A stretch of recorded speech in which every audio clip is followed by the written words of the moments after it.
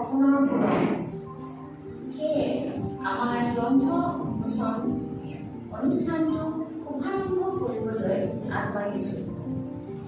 মই এতিয়া আমাৰ অনুষ্ঠানৰ মুখ্য অতিথি সাহিত্য অকাডেমী অনুবাদ বঁটা প্ৰাপক শ্ৰীযুত অঞ্জন শৰ্মা দেৱক মঞ্চত আসন গ্ৰহণ কৰিবলৈ অনুৰোধ জনালোঁ। তেখেতক মঞ্চলৈ আগুৱাই আনিবলৈ শ্ৰীযুত মায়া অধিকাৰীক অনুৰোধ জনালোঁ।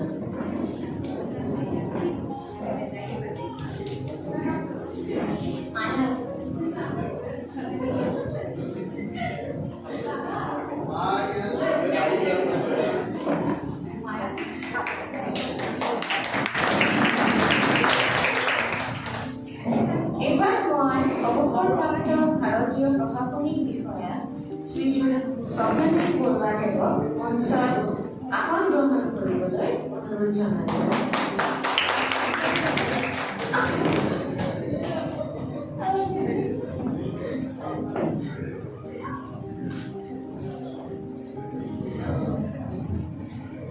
এইবাৰ মই অনুৰোধ জনালোঁ অসম প্ৰশাসনিক বিষয়া অৱসৰপ্ৰাপ্ত শ্ৰীযুত প্ৰশান্ত বৰুৱাদেৱক মঞ্চত আসন গ্ৰহণ কৰিবলৈ অনুৰোধ জনালোঁ।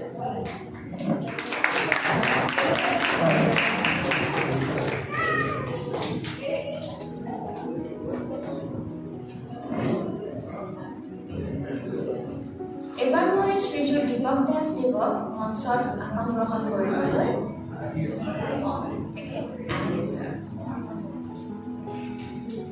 এইবাৰ মই অনুৰোধ জনালোঁ লেখক শ্ৰীযুত উৎপল বৰকাকতি দেৱক মঞ্চত আসন গ্ৰহণ কৰিবলৈ অনুৰোধ জনালোঁ।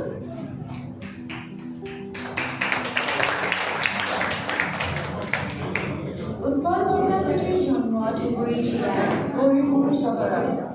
তেওঁ একেদৰে কবি, কণ্ঠশিল্পী, গীতিকাৰ আৰু সুৰকাৰ। তেওঁ কেইবাখনো কবিতা, গীতৰ পুথি ৰচনা কৰিছে।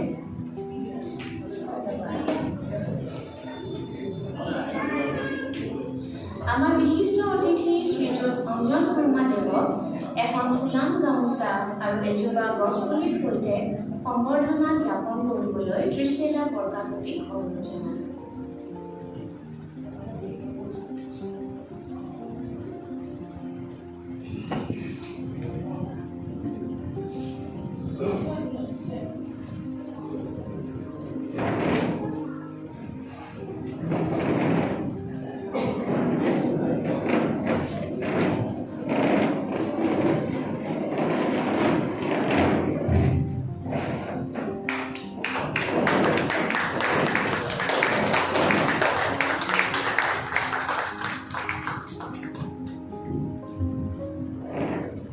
এইবাৰ শ্ৰীযুত স্বপ্নজিৎ বৰুৱাদেৱক এখন ফুলাম গামোচা আৰু এজোপা গছপুলিৰ সৈতে সম্বৰ্ধনা জ্ঞাপন কৰিবলৈ তৃষ্ণিলা বৰকাকতি অনুৰোধ জনালোঁ।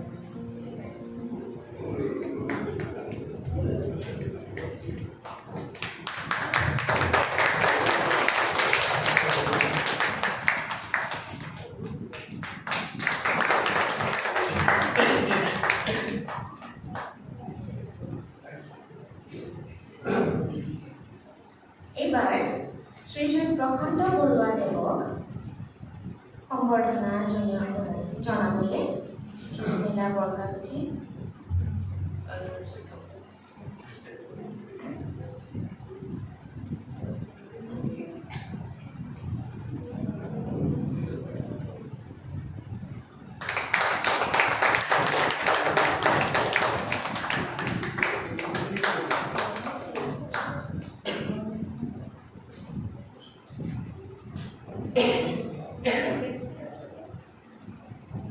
এইবাৰ তৃষ্ণিলা বৰকাকতিয়ে সম্বৰ্ধনা জনাব শ্ৰীযুত উৎপল বৰকাকতি দেৱক।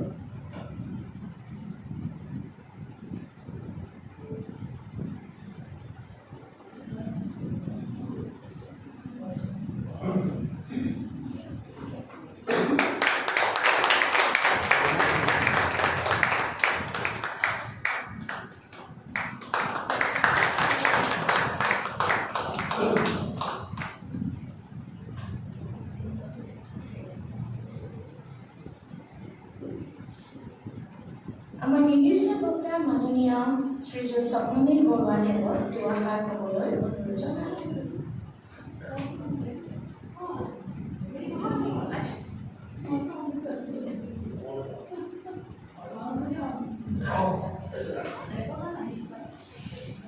এতিয়া এটি সমবেত সংগীত পৰিৱেশন কৰিব ৰুমা চৌধুৰী, মায়া অধিকাৰী, পল্লী চৌধুৰী, কুলু দত্ত, সুজতা বৰুৱা দত্ত, মঞ্জুনিভা বৰ্মন।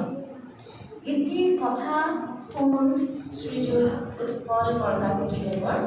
তেখেতে এই গীতটি সুধাকণ্ঠ ডক্টৰ ভূপেন হাজৰিকাদেৱৰ শিল্পী জীৱন অনুধাৱন কৰি ৰচা গীত।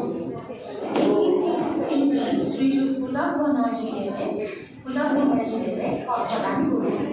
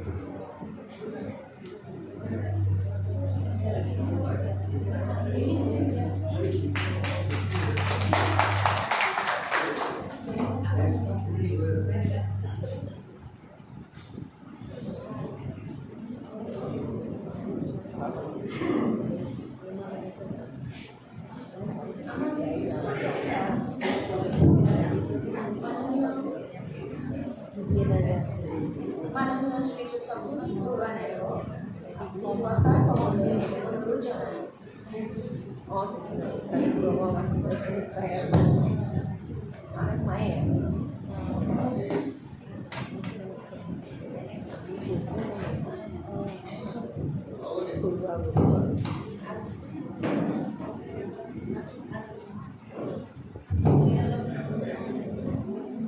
আজিৰ এই দৰ্শন শ্ৰীসভাৰ মুখ্য অতিথি শ্ৰী সভাপতিয়ে লেখক শ্ৰী উৎপল বৰকাকতি দেৱে প্ৰশান্ত বৰুৱা ইয়াত উপস্থিত সকলো নেতৃবৃন্দ সকলোকে আজি এই দিনটোৰ অভিনন্দন জ্ঞাপন কৰিছোঁ। আমাৰ কাৰণে বিশেষ উল্লেখযোগ্য দিন যে আমাৰ সাংস্কৃতিক সহকৰ্মী তথা চাকৰিজীৱৰ সহকৰ্মী শেহতীয়া কিতাপ আজি উন্মোচন কৰিবলৈ লৈছে। এটা কথা শুনা মনত ৰাখিব লাগিব যে চাকৰি কালত আমাক ৰুল ৰেগুলেশ্যন ঠাই পত্ৰই আমাক হেঁচামাৰি কৰে।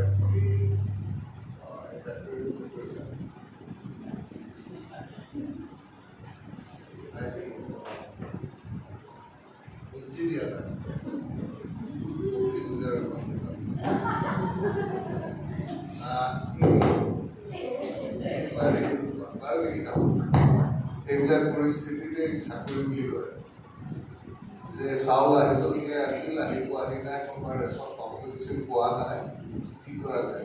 কমপ্লেইন কৰিলে মন্ত্ৰী এটা ডিচিশ্যন কৰিলে আৰু এই ক্ৰমান্বয়ে আহিলে যে হাহাকাৰটো মিলিলে মূল কথাটো কিন্তু 5 কিলো চাউল পোৱা নাছিল আৰু বিশেষকৈ ৰিলিফ জাতীয় এই ধৰণৰ ৰিলিফ দিবলগীয়া হয় যে পৰিস্থিতিটো চম্ভালিব লাগে।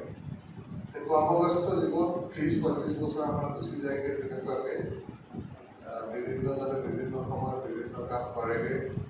তাৰপিছত এদিন গৈ পেলাই শৰাই গামোচা কিতাপ আগমত লৈ পেলাই আজিকালি যেনিবা ছাতিটো বাদ দিলেগৈ, ছাতি লাখনি বাদ দিলে গৈ পেলাই ঘৰ পায়গৈ আৰু তেতিয়া উপলব্ধি কৰে যে জীৱনটো দেখোন পাৰেই হৈ গৈছিল, একো বিশেষ কাম কৰা নহ'ল।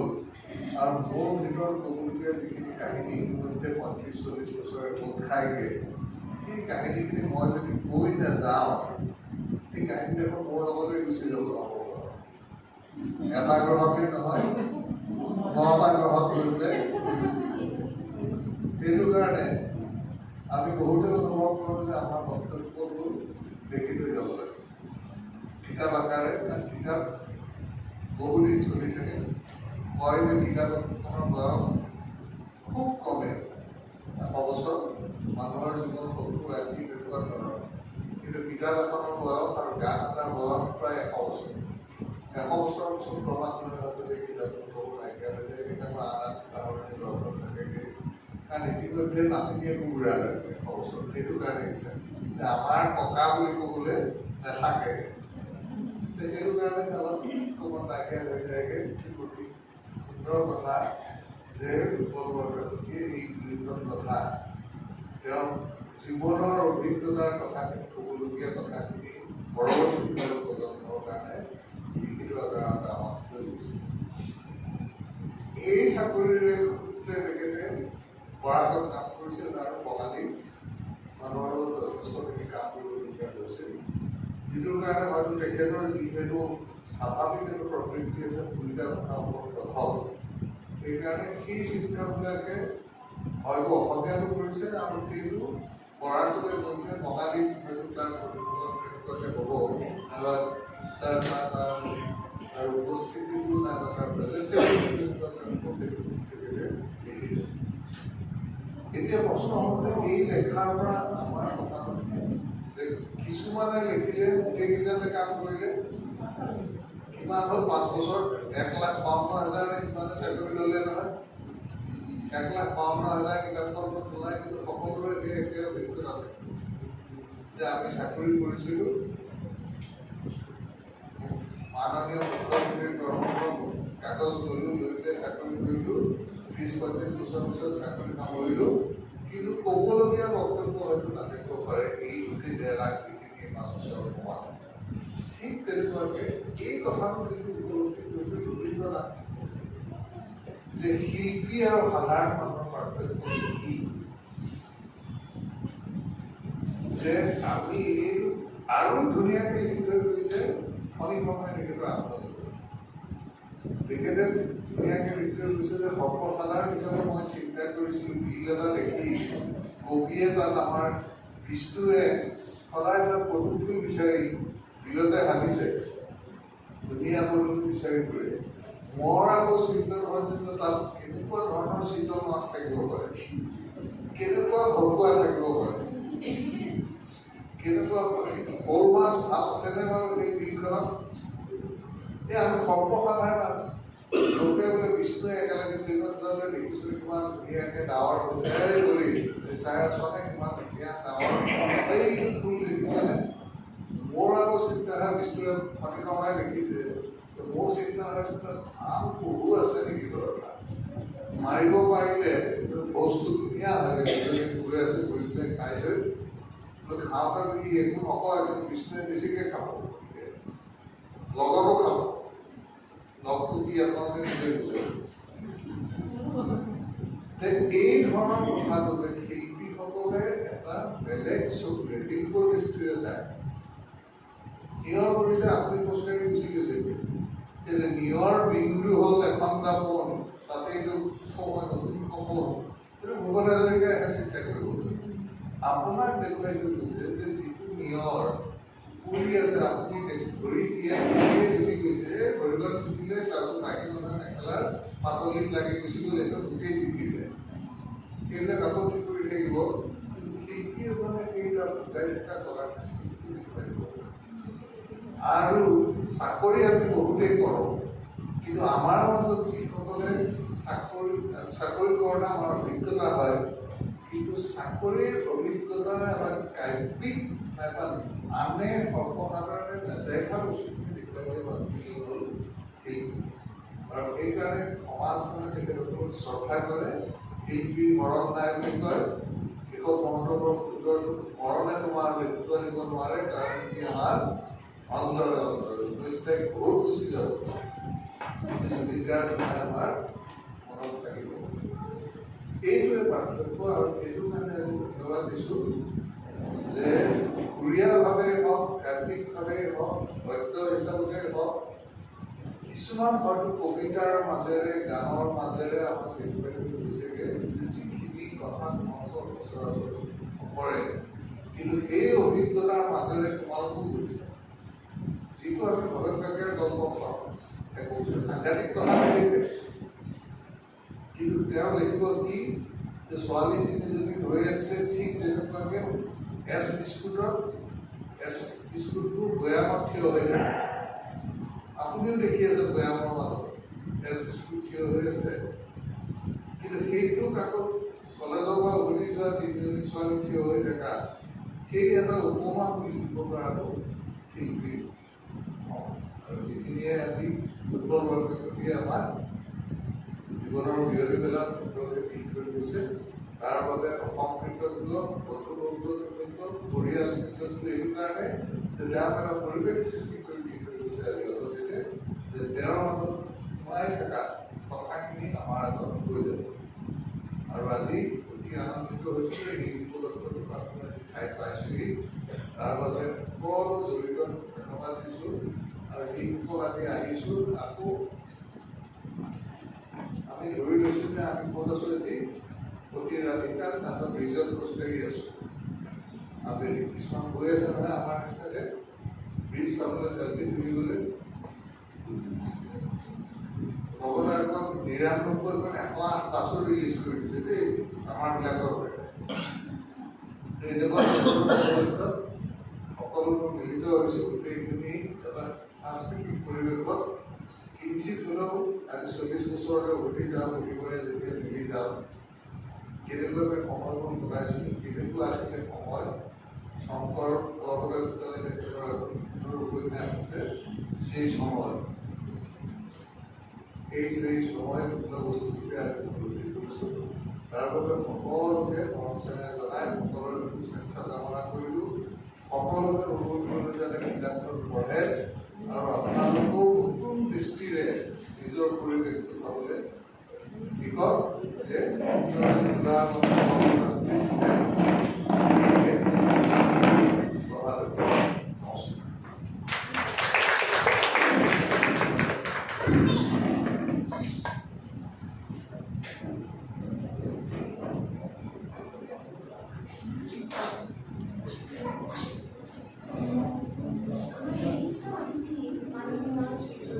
অঞ্জন শৰ্মাদেৱক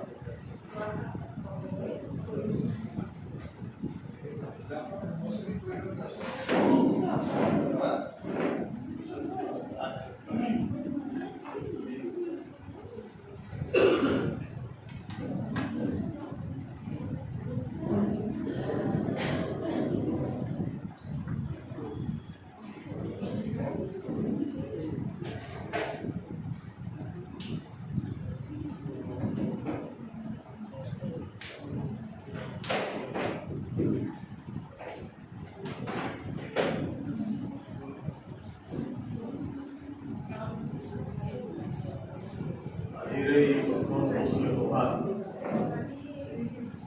সকলোৱে অংশগ্ৰহণ কবি গীতিকাৰ প্ৰচাৰ কৰিলে আমাৰ আৰু অসমৰ সাংস্কৃতিক জগতৰ থলুৱা প্ৰাক্তন মুখপাত্ৰ বিষয়া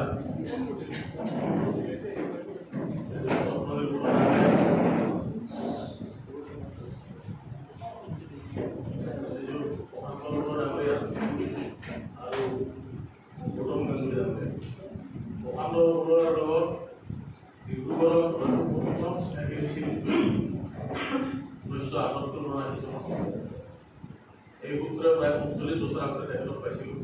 স্বপ্ননীল বৰুৱা ডাঙৰীয়াকো বহুত দৰ্শন কৰি পাইছোঁ। গৌতম গাংগুলী ডাঙৰীয়াকো পাইছোঁ বিভিন্ন সময়ত। আৰু আহি যেতিয়া বৰবলা পথৰ বাসিন্দা হ'লোঁ তেতিয়াৰ পৰাই পাইছোঁ। আৰু ইয়াত যিখিনি আজি উপস্থিত আছে একেবাৰে ঘৰুৱা, গতিকে ঘৰৰ পৰা অনুষ্ঠানৰ দৰে, গতিকে ঘৰৰ নিচিনাই ঠাইখিনি কম।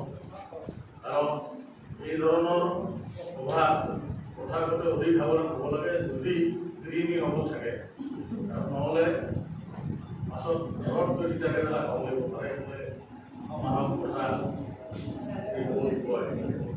যিকি নহওক উৎপল বৰকাকতিৰ ডাঙৰীয়া যেতিয়া বৰাক উপত্যকাত আছিল তেতিয়া আমি তেখেতক পাইছিলোঁ পঞ্চম দেউতাক বুলি অহাৰ পিছত। কিন্তু যিটো সূত্ৰে মই ছপাহালৰ লগত আজি বহুত দশক ধৰি জড়িত আৰু ছপাহালৰ লগত প্ৰায় ৭৭ চনৰ পৰাই আমাৰ সম্পৰ্ক। আমাৰ ছপাহাৰ য'ত মই জড়িত হৈ আছোঁ এগৰাকী সঞ্চালক হিচাপে Bhabani offset and music systems private limited, তাতে এহাল দম্পতি আছে, প্ৰিন্স চৌধুৰী আৰু নিৰামতা চৌধুৰী। প্ৰিন্সে সুৰ দিয়ে, গীত লেখে, নিৰামতাই গোৱালপৰীয়া গীত গায়। এদিন হঠাৎ প্ৰিন্স আৰু নিৰামতাই মোক আহি এখন CD উপহাৰ দিলে, হ'ল আজি কিছু বছৰ। তাত মই দেখিলোঁ যে উৎপল বৰকাকতিয়ে গানো গায়, মই গম পোৱা নাছিলোঁ। গতিকে গীতিকাৰ উৎপল বৰকাকতি মই সকলোকে এবাৰ হাত চাপৰি জনাব পাৰোঁ। তেখেতে গৌৰীপুৰত জন্ম, গদাধৰ নদীৰ পাৰত জন্মলাভ কৰি তেখেতে যি সুৰ, যি ভাৱাইয়া সুৰ, আজিকালি আমি গোৱালপাৰা লোকগীত বুলি কোৱা হ'লেও কিন্তু এইটো ভাৱাইয়া গীত বুলি কয়। আৰু সমগ্ৰ বংগৰ পৰা অবিভক্ত গোৱালপাৰা পৰ্যন্ত এই ভাৱাইয়া গীত পিছলৈ গোৱালপৰীয়া গীত হ'ল। এই গোৱালপৰীয়া গীত তেখেতৰ ৰন্ধ্ৰে ৰন্ধ্ৰে সোমাই আছে। আৰু গদাধৰৰ পাৰৰ বাসিন্দা হিচাপে তাতে জন্মগ্ৰহণ কৰা হিচাপে তেখেতে হয়তো প্ৰতিমা পাণ্ডেৰ সৈতেও বিশেষ সম্পৰ্ক আছিল। আৰু আমাৰ বীৰেন্দ্ৰ চৌধুৰীও গৌৰীপুৰত, তেওঁ এতিয়াও আমাৰ ছপাহালত আছে, তেওঁ ভাল গান গায়।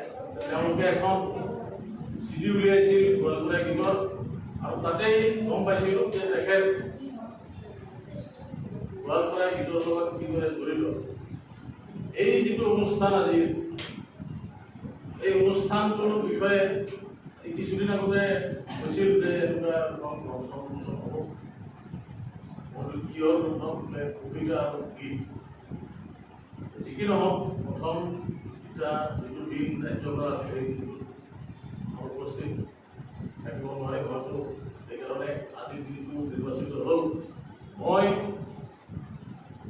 কবিতাৰ বিষয়ে বিশেষভাৱে অজ্ঞ বিশেষজ্ঞ, যিয়ে বিশেষভাৱে অজ্ঞ, যিয়ে কবিতাৰ বিষয়ে নাজানে, অৰ্থাৎ বিশেষভাৱে যি অজ্ঞ তাকে বিশেষজ্ঞ বুলি কোৱা হয়। আজিকালি মানুহৰ যদি গুৰু এটা হেৰায়, তাক যদি বিচাৰি ফুৰে তাকো গৱেষক বুলি কয়। গতিকে কবিতাৰ বিষয়ে হোৱা সভা সমিতিত মোক নিমন্ত্ৰণ কৰাৰ কাৰণে মই ধন্যবাদ জ্ঞাপন কৰিছোঁ আৰু মই আশা কৰিছোঁ যে স্বপ্ননীল বৰুৱাই যিদৰে ভাষণ দিলে, বিক্ৰমাদিত্যৰ ৰাজসভাত কালিদাসো আছিল, বৰা মিহিৰো আছিল, শুকান কাঠৰ টুকুৰা এটা পৰি আছিল ৰাজসভাত। বিক্ৰমাদিত্যই ক'লে সংস্কৃতত হ'ব লাগে কাঠডালৰ বিষয়ে। তেতিয়া এজনে ক'লে যে পুষ্কম কাষ্ঠম কৃষিপতি হবে, আৰু একেই কথা যেতিয়া কালিদাসে ক'লে যে নিৰসত পুৰতো ভাল। গতিকে স্বপ্ননীল বৰুৱাই যিদৰে ক'লে সুললিতভাৱে সুন্দৰভাৱে, মোৰ জন্ম পাঠশালাত মই একেবাৰে কামৰূপীয়া, আমাৰ গৰখীয়া কণ্ঠ একেবাৰে শৈলী কবিতাৰ কাৰণে একেবাৰে উপযুক্ত নহয়। তৎসত্বেও যে মানুহৰ যেতিয়া চিন্তা চেতনা যেতিয়া প্ৰকাশযোগ্য কৰিব লগা হ'ল, ওংকাৰ ধ্বনিয়ে প্ৰথম এই ব্ৰহ্মাণ্ডৰ প্ৰথম ধ্বনি ওংকাৰ ধ্বনি বুলি কয়। তাৰপিছত মানুহৰ যি ভাৱ, যি চিন্তা, যি অভিজ্ঞতা, এইবিলাক যেতিয়া ব্যক্ত কৰিব লগা হ'ল, কিউৰিফৰ্ম যেতিয়া আৱিষ্কাৰ হ'ল, মেছোপটেমিয়াত 3000 খ্ৰীষ্টপূৰ্ব 3000 বৰ্ষৰ আশে পাশে প্ৰথম কবিতাৰ সৃষ্টি হৈছিল, কাব্যৰ আৰম্ভণি হৈছিল মেছোপটেমিয়াত। তাৰপিছত গ্ৰীচত হোমাৰে ইলিয়াড, ওডিচি আদি মহাকাব্য ৰচনা কৰিলে। তাৰপিছত মহাকাব্যৰ পৰা আহি কাব্যলৈ ৰূপান্তৰিত হ'ল। আমাৰ যিটো সময়ত জন্ম, আজিৰ পৰা প্ৰায় 60 বছৰ আগত আমি যিটো পৰিৱেশত লালিত হৈছিলোঁ, সেইখিনি সময়ত কবিতা ছন্দ মিলাই মিলাই ৰচনা কৰা আছিল। আমি সেই ছন্দবদ্ধ কবিতা ৰঘুনাথ চৌধুৰী, কলিনীবালা দেৱী আদিৰ কবিতা পঢ়ি আমি আমাৰ শৈশৱ অতিক্ৰম কৰিলোঁ। তাৰপিছত 1979 চনত তাৰে আগৰে পৰাই যেতিয়া পৰিৱেশ সলনি হ'ল, তেতিয়া বিভিন্ন আগৰ কবি আছিল ৰঘুনাথ চৌধুৰী বা মই এবিধ ধূলিকণা, এই ধৰণৰ যি কবিতা আছিল, বেনুলৰ শৰ্মাকে ধৰি বিভিন্নজনৰ, এই কবিতাৰ পৰা আমি প্ৰৱেশ কৰিলোঁ এক নতুন যুগত। কবিয়ে ক'লে তেতিয়া, কোনে কয় হেংনাল খান্ত আজি কৰ তুমি নকলে দিনা, যি কয় সিটো নাজানে কিদৰে পেছাৰ কুলিত জাগি উঠে তেজৰ ক্ষুদ্ৰগীত। বিদ্ৰোহৰ প্ৰিন্স চৌধুৰী আহি পাইছে, তেখেত এগৰাকী সুন্দৰ গীতিকাৰ। তেখেতে তাৰপিছত আমি অসম আন্দোলনৰ আগৰে পৰাই আমি বিভিন্ন বিদ্ৰোহ, বিভিন্ন সংগ্ৰাম আদিৰ মাজত আমি বেলেগ বেলেগ ধৰণৰ কবিতা পালোঁ। মই কবিতা কোনেও আৰু কচু নকৰিবা, ইয়াত তৃষ্ণা হাঁহ হুতাক অগ্নিদা, মানুহৰ কথাই মানুহে নুশুনে, কাৰো কথাই কোনেও নুশুনে, মোকো নুশুনিবা মই কবিতা। সান্ধ্যতৰাৰ ৰূপ জিলমিল কুৱাৰ পক্ষীৰ চিকুণ গীত, ৰক্তবৰ্ণ ফুল চিনিয়াৰ প্ৰভাৱ বিহগাৰ কলা মানিবা, মই একো দেখা নাই, একো নকবা, একো নুশুনো। এই ধৰণৰ কবিতাৰ মাজে মাজে আহি তাৰে মাজত আমি অজিত বৰুৱাক পালোঁ, নৱকান্ত বৰুৱাক পালোঁ। বিভিন্ন শৈলীৰ, বিভিন্ন ছন্দৰ, বিভিন্ন ধৰণৰ, বিভিন্ন ভাৱ ব্যক্ত কৰিব পৰা বিভিন্ন কবিৰ কবিতা আমি পঢ়িলোঁ। যদিও কবিতাৰ লগত জড়িত নহয়, আমিও অসম আন্দোলনৰ সময়ত 2-এটা কবিতা লিখিলোঁ। আমি এক অদ্ভুত পৰিৱেশত অদ্ভুত সময়ত মই নিজে গদ্যৰ সাধনা কৰোঁ। আজি 1978 চনৰ পৰাই মোটামুটি 90% গদ্যই লিখি আহিছোঁ। তাৰে মাজতে 1980 চনত জীৱনৰ প্ৰথম এটা কবিতা ছপা হ'ল,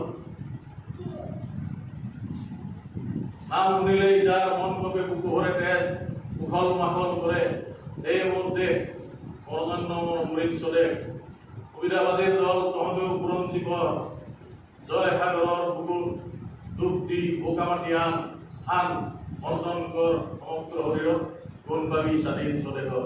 এই ধৰণৰ কবিতা আমি ভাল পাইছিলোঁ। আৰু আমি যেতিয়া মহাবিদ্যালয়ত পঢ়িছিলোঁ, নলিনীয় ভট্টাচাৰ্যৰে অধ্যাপকে আমাক অসমীয়া পঢ়াইছিল। তেখেত বহুত উচ্চ খাপৰ কবি। আমি নীলমণি ফুকন ছাৰকো পাইছিলোঁ, তেখেতো বহুত উচ্চ খাপৰ কবি। তেওঁলোকৰ কবিতাৰ মাজত ৰূপ দিবলৈ আমাৰ দ্বিধা হৈছিল, কাৰণ বহুত কঠিন।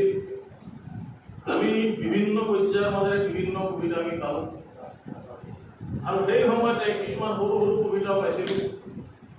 তাৰে এটা কবিতা আছিল এগৰাকী কবি, কবিতাটো মনত আছে এতিয়াও, এইটো প্ৰায় 80-81 চনৰ কবিতা। শিশুজাকৰ মুখৰ হাঁহি কাঢ়ি আনি মূৰৰ ওপৰত আঁৰি থলোঁ, সূৰ্যৰে ঢাকোন মাৰি অগ্নিত আহুতি দিয়া দ্ৰব্যৰ দৰে। মই পিছদিনা কবিৰ ওচৰত পালোঁ। কবিক মই সুধিলোঁ, বোলে দাদা কালি আপোনাৰ এই কবিতাটো পঢ়িলোঁ, অলপ বুজাত কঠিন, আপুনি অলপ বুজাই দিব লাগিব। কবিয়ে মোক ক'লে, তুমি যদি বুজিবা বুলি কোৱা হয় তোমাক মই কেইটাত কৰি দিলোঁ হয়, কাৰণ ভগৱানৰ দৰে বুজা নাই। মই বোলো এতিয়া মোকে বুজা বুলি। কবিয়ে মোক ক'লে যে মানুহে কাক ভাল পায়, পিতৃ মাতৃক ভাল পায়, ভোট পায়, মই ভাল পাওঁ। সেইকাৰণে মূৰৰ ওপৰত তেওঁ নলবাৰীত আছিল, নলবাৰীয়া আচলতে মোক কৈছিল, এই গুণটি মই মোৰ আইকেইটাৰ ফটো মূৰৰ ওপৰত আলাই ধৰিছোঁ। কিন্তু তাতকৈও মই ভাল পাওঁ শিশুৰ হাঁহি। শিশুৰ হাঁহিটো মই মূৰৰ ওপৰত ওলমাই থৈ দিছোঁ, আৰু সূৰ্য দি ঢাকন মাৰি দিছোঁ, যাতে বেড এলিমেণ্ট কোনোবা কৰে। সেইখিনিয়ে কথা, নৱন্ত কৰি বুজা নাই, ফায়াৰ ৱাল দি দিছে সূৰ্যৰে। তাৰপিছত আৰু এটা কবিতা আছিল, সেই কবিৰ মই নামটো উল্লেখ নকৰোঁ আজি, কবিগৰাকী। মোৰ প্ৰেয়সীৰ নাম প্ৰেতাত্মা, ৰক্ত মাংসই নাই পুৰুষ কালিমা। 4 লাইন। মোৰ প্ৰেয়সীৰ নাম প্ৰেতাত্মা, ৰক্ত মাংসই নাই পুৰুষ কালিমা। মোৰ দাদা এইটো কি বোলে, আগৰ প্ৰেয়সী গিলা ইয়াৰ পাছত প্ৰেতাত্মা হৈছে, বিয়া পালি এই ধৰণৰ কবিতা আমি বিভিন্ন অভিজ্ঞতা কবিৰ লগত।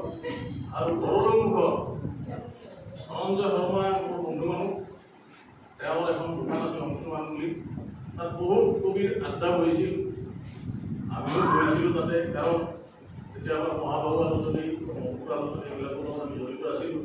ৰমণী চক্ৰৱৰ্তীক পাইছিলোঁ, আমি ৰোহিণী কুমাৰ ৰাভক পাইছিলোঁ, জটায়ু পাণ্ডুলিপি লেখা, ৰবীন্দ্ৰ চৰকাৰ,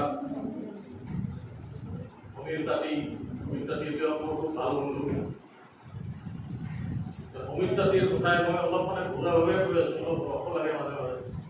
আজি এবছৰমান আগতে হঠাৎ এজন মানুহ প্ৰেছত উঠি আহিল মোৰ ৰুমলৈ, আহি মোক ক'লে বোলে তেওঁ পাঠশালা, তেওঁক মই প্ৰায় 20 বছৰ লগ পোৱা নাই। তেওঁ মোক আহিয়ে ক'লে, লগ পালোঁ, মোৰ কামটো হৈ যাব। বিৰাট গোস্বামীয়ে কৈছে যে ৰঞ্জনদাক লগ পালে দাদা আপোনাৰ কামটো হৈ যাব। মই সুধিলোঁ, বোলে কি কাম দাদা? তেওঁ 2জন ভাইক মোৰ লগত পঢ়া। তেওঁ ক'লে, আমাৰ এওঁ মানে পঢ়াৰ ভয়, যিহেতু দাদাৰ ঘৈণীয়েক মই গৈ ক'ব লাগিল মাছৰ সুবিধা লাগে, ভাল কথা। দিনে 8-10টা দিলে, মোৰ মাতা নাই। তাৰপিছত কৈছে 25 বছৰ লিখিছে, মোৰ ভয় লাগিল। মই পূৰণ কৰি চালোঁ, 70,000 হ'ব লাগে 25 বছৰত, দিনে যদি 8-10টা সুবিধা লাগে। ভয়ংকৰ কাম, কি অদ্ভুত কাম কৰিছে, মই গম পোৱা নাই। দাদা ভাল কথা। কথা, কিন্তু কি কৰা পৰিকল্পনা হৈছে মই মানে এখন কিতাপ এখন উল্লেখ কৰিছে। কিতাপটো প্ৰিণ্টিং হৈ যাব, একেবাৰে লাভ নোহোৱাকৈ কৰি দিম, প্ৰকাশ কৰি দিম, আমি প্ৰকাশ নকৰোঁ, কিন্তু ইমান হাজাৰ হাজাৰ কবিতাৰ পৰা 60টা 70টা কবিতা কেনেকৈ নিৰ্বাচিত হ'ব, সেইটোৱেতো সমস্যা। কোন হ'লে ভাল হয়? মই ক'লো সমস্যা ঠিক কৈছে, তেওঁতো আকাশত নক্ষত্ৰ, কবিৰ আকাশত নক্ষত্ৰ, আমাৰ পৰিবাৰৰ কবিতা তেওঁ কেনেকৈ চলে? নাই মই অনুভৱ কৰিলোঁ। সমিতাটিক মই ফোন কৰাৰ লগে লগে সমিতাটিয়ে মোক ক'লে যে মোৰ 2 নম্বৰ কিতাপখন আপুনি পাব্লিছ কৰাৰ কথা আছে, কি কৰে? মই সমিতাটিক ক'লোঁ, বোলে আপোনাৰ লগত কিমান বছৰ চিনাকি? বোলে 40 বছৰমান হ'ব। বোলো আপুনি বাগানৰ সন্তান, আধা কিলো চাহপাতো দিব নাই, মইতো এখন কিতাপ পঢ়ি দিছোঁ। তেওঁ কৈছে বোলে আজিয়ে চাহপাত দিম, চাহপাত নালাগে, মোৰ দাদা আছে, আপোনাৰ তাত যাব, কি কৰিব লাগে বোলে কবিতাৰ লগত চাই দিলোঁ। কমটো সন্তুষ্ট হ'ল। কবিতাটিয়ে মোক 1 মাহ গালি পাইছে, দুটা ডাঙৰ ডাঙৰ বেগ লৈ আহিছে, কবিতা হিচাপে কবিতাৰ মূল্যই নাই, তথাপি মই কিতাপ কৰিম বুলি কৈছোঁ। আপুনি কিতাপখন কি হ'ল নাজানো। গতিকে স্বপাহালত থকা হিচাপে আমাৰ প্ৰিন্সৰো বহুত অভিজ্ঞতা আছে, বহুত বছৰ ধৰি আছে। আমি বিভিন্ন কাব্যপুথি, বিভিন্ন কবি আমি সন্মুখীন হৈ থাকোঁ। গতিকে কবিতা আচলতে যিমান সহজ বুলি ভবা যায় ইমান সহজ নহয়। মানুহৰ অন্তৰত প্ৰৱেশ কৰাৰ কাৰণে কবিতাৰ যিটো মানদণ্ড থাকিব লাগে, এই মানদণ্ড বহুতে পালন নকৰে। আমাৰ এষাৰ কথা আছে, অমন্ত্ৰম অক্ষৰং নাস্তি, নাস্তি মূল মনোধৰম, অযোগ্য পুৰুষং নাস্তি, যোজকস্তত্ৰ দুৰ্লভ। অৰ্থাৎ এনে কোনো শব্দ নাই যি শব্দত মন্ত্ৰ নাই, এনে কোনো বৃক্ষ নাই যি বৃক্ষত ঔষধি গুণ নাই, এনে কোনো মানুহ নাই যি অযোগ্য। কিন্তু উপযুক্ত মানুহজনৰ সন্ধান কৰা মানুহৰে অভাৱ। অৰ্থাৎ ৰাৱণে যেতিয়া সীতা গ্ৰহণ কৰি লৈ গৈছিল, তেতিয়া সকলোতকৈ ডাঙৰ সমস্যা হৈছিল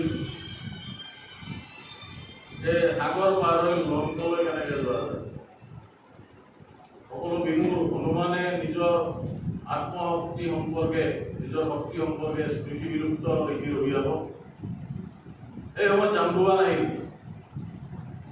জাম্বুৱানে আহি ক'লে যে হনুমান, তোমাৰ শৰীৰত এক অজুত হাবিৰ বল আছে, তুমি কেৱল স্মৰণ কৰা, তোমাৰ নিচিনা শক্তিধৰ কোনো নাই। তুমি সূৰ্যক বৃহস্পতিৰ চেপাত লৈ আকাশত উঠিছিলা, শক্তিধৰ কোনো নাই। হনুমানে লাহে লাহে লাহে লাহে নিজৰ স্মৃতি ঘূৰাই পালে, একে জাপে লংকালৈ গৈ ৰামৰ আনুষ্ঠানিক দিলে।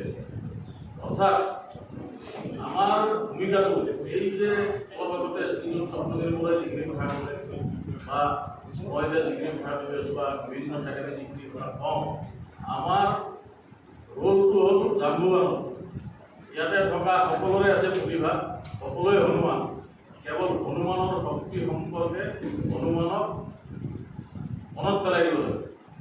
কোনোবাই গদ্য লেখে, কোনোবাই পদ্য, কোনোবাই নাটক কৰে, কোনোবাই গান গায়, কোনোবাই ছবি আঁকে, কোনোবাই বিভিন্ন ধৰণৰ কলাজ কৰে বিভিন্ন স্থানত।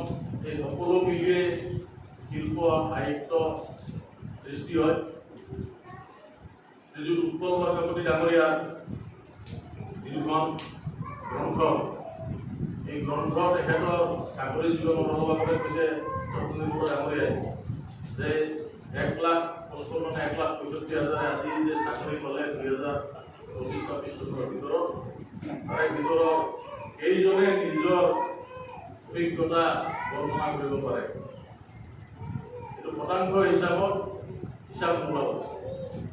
কিন্তু উৎপল বৰকাকতি ডাঙৰীয়াৰ যিখন গ্ৰন্থ, এই গ্ৰন্থত তেখেতৰ অনুভূতিবোৰ গীতৰ মাজেৰে, কবিতাৰ মাজেৰে সহজ সৰলভাৱে তুলি ধৰাৰ প্ৰয়াস কৰিছে।